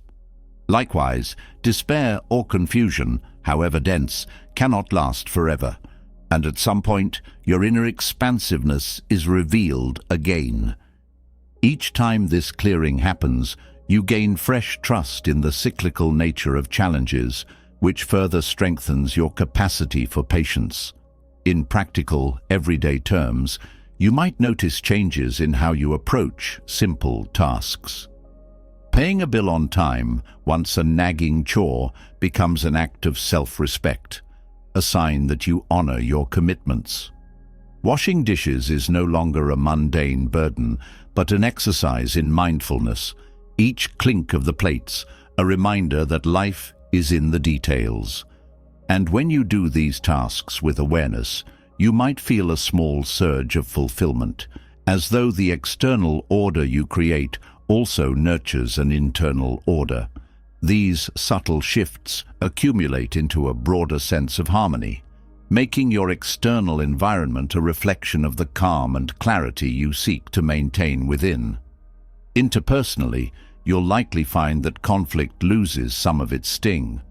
While disagreements with co-workers or family may still arise, you gain skill in how you navigate them. Instead of rushing to defend your pride, you pause, seeking first to understand the other person's viewpoint. Even if you remain at odds, the conversation can conclude with less tension, leaving you and the other individual with a residue of respect rather than bitterness. Sometimes you might even walk away from an argument entirely if you realize it's rooted in ego or misunderstanding rather than a need for genuine resolution. This ability to disengage gracefully from conflicts that serve no higher purpose is another facet of the serenity you have cultivated, a refusal to squander emotional energy on fruitless battles. Moreover, as you keep honoring your own boundaries, you also learn to respect the boundaries of others, creating relationships founded on mutual recognition rather than unspoken demands or manipulative power plays. In doing so, you foster a social environment where sincerity and compassion can thrive.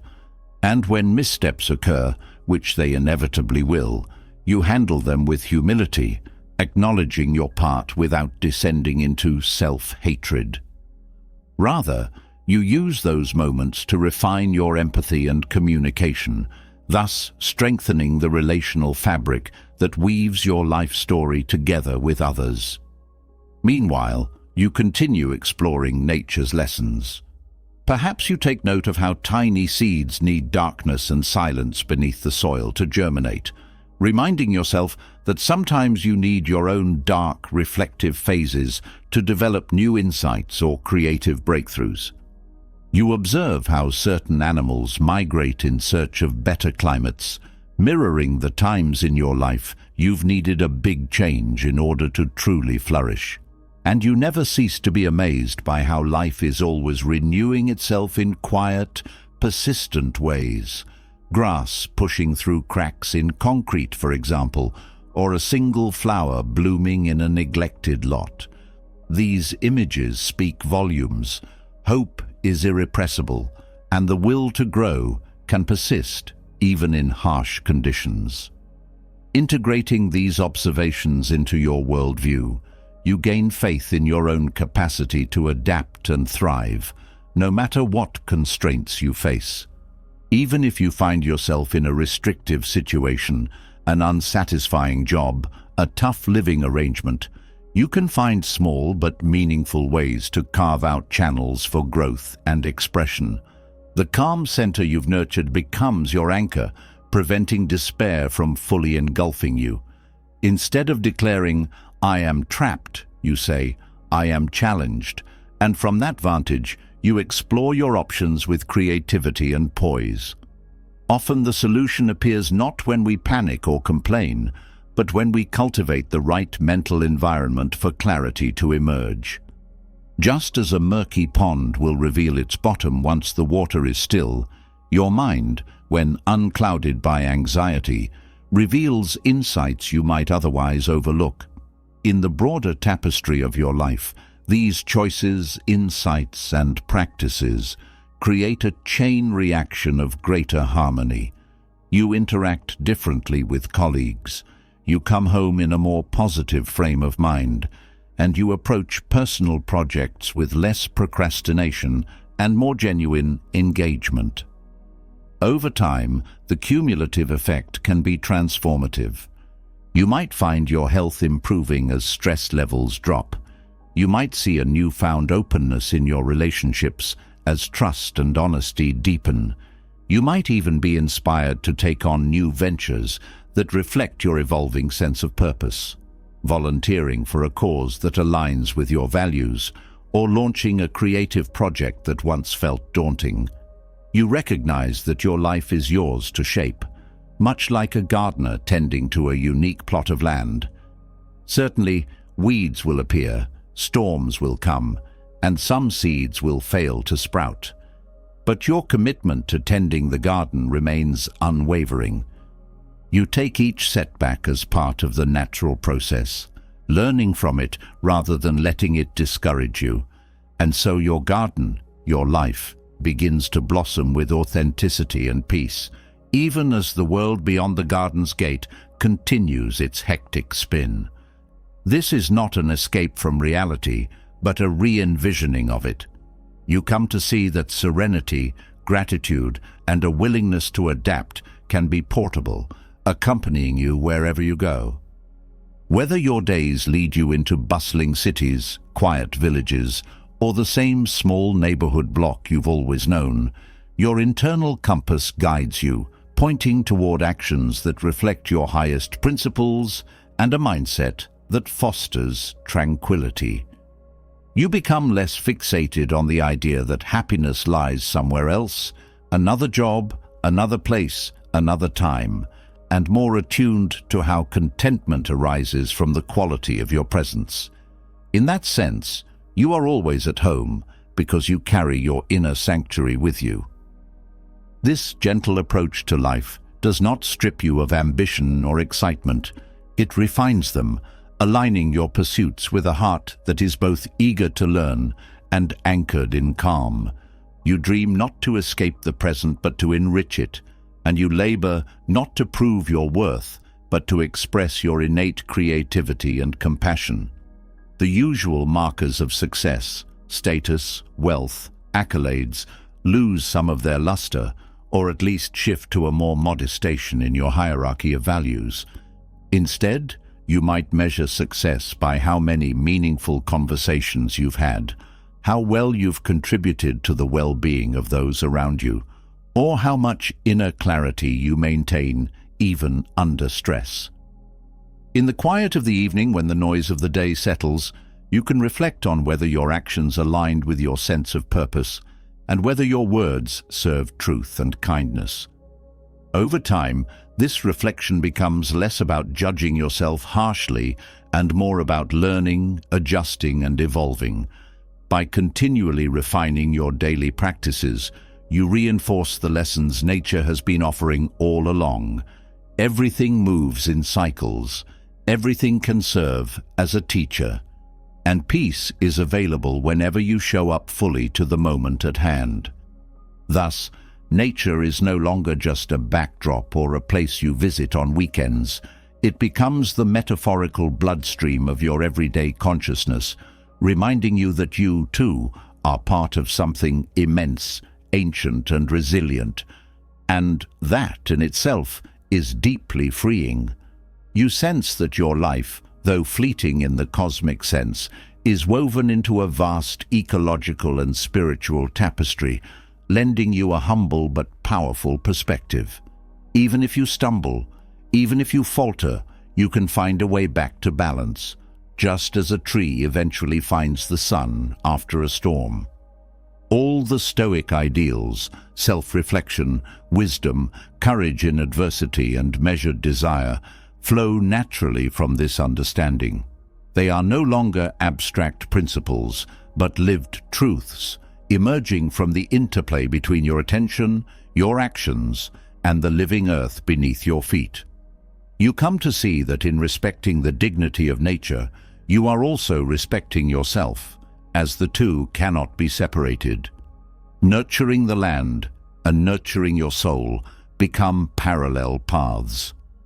Planting trees or tending a small garden can heal your heart, just as introspection and empathy can bring a deeper harmony to your community. Each action, whether physical or mental, becomes a way of honoring life in its many forms. In such moments of clarity, you realize that every breath taken in gratitude, every leaf observed in wonder, and every choice made with integrity constitutes a step along the winding road of personal evolution. This journey is not about reaching a static endpoint of enlightenment or perfection.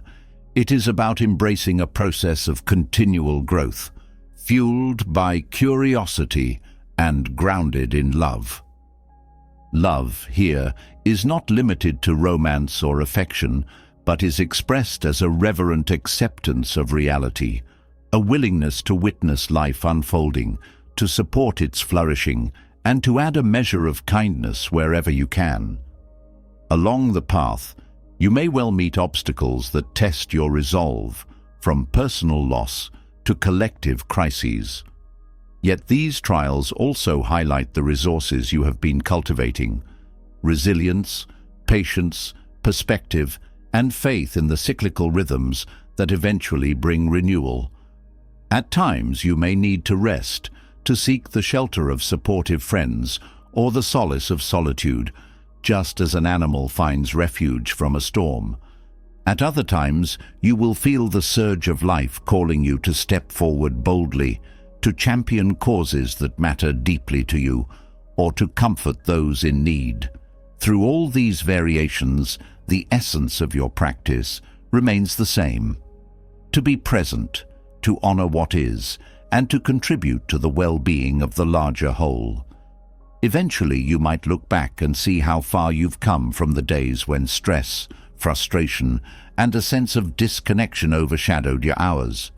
You recall how you used to thirst for validation in places that left you empty, and how your days were so full of busyness, yet so devoid of real fulfillment. Now, there is a softer glow around your life, a sense of calm engagement that pervades even your busiest moments. You might feel gratitude for the simple but profound ways in which a leaf, a stone, or a gentle breeze taught you to reconnect with a deeper wisdom. Perhaps you also carry gratitude for the Stoic teachers, ancient or modern, who pointed you toward the path of self-awareness and the discovery of meaning in simplicity. And if a single word could sum up all these changes, that word might be presence, an unflinching readiness to live each moment as it comes, enriched by nature's quiet lessons and anchored in an unshakable appreciation for the preciousness of every breath. You find yourself living not merely by the clock or the calendar, but by a subtler sense of timing, where your heartbeat and the cycles of day and night guide you. Tasks still need doing, responsibilities remain, but they no longer feel like an endless treadmill. They become chapters in a larger story that you write with openness and reverence. This is the kind of life that no one else can give you or take from you, for it emerges directly from your heart's engagement with the world around you. In that sense, serenity becomes both an achievement and a gift, achieved through mindful practice, yet gifted freely by the realization that all along, nature and reality were quietly offering you everything you needed to awaken to your own capacity for peace. As you move forward, each step carries an invisible but unmistakable resonance of this understanding, weaving into your posture, your speech, your relationships, and your dreams for the future. Even in the midst of uncertainties or upheavals, you remain open-eyed and open-hearted, ready to evolve with the changing winds, trusting that as long as you stay true to your guiding principles, you cannot be truly lost. Indeed, you come to comprehend that real homecoming does not occur in a physical place, but in a soulful recognition of belonging to the universe, manifesting here and now in the shape of your particular life. Thus, this invitation continues, an invitation to return to the last paragraph we shared about the wonder of nature and expand it into a living principle that touches everything you do, from how you greet the morning sun to how you bid farewell to the day's final glow. In the hush between dusk and dawn, in the quiet spaces between one breath and the next, you may find a gentle stillness that lovingly calls you back to your center. You realize you can embrace that call at any moment. Indeed, the choice to do so is yours alone, and in that choice lies your freedom. Even if the world clamors, even if trials abound, you hold close the knowledge that you can always rediscover this calm center, this abiding sense of union with the living tapestry around you. And that certainty, as soft as a whisper yet as firm as the roots of an ancient tree, grants you the confidence to keep going, keep loving, keep learning, until your very last breath, and perhaps even beyond, in ways the mind can only begin to imagine. And so you continue, every moment another opportunity to deepen this practice of being fully here, open-hearted in the presence of life itself.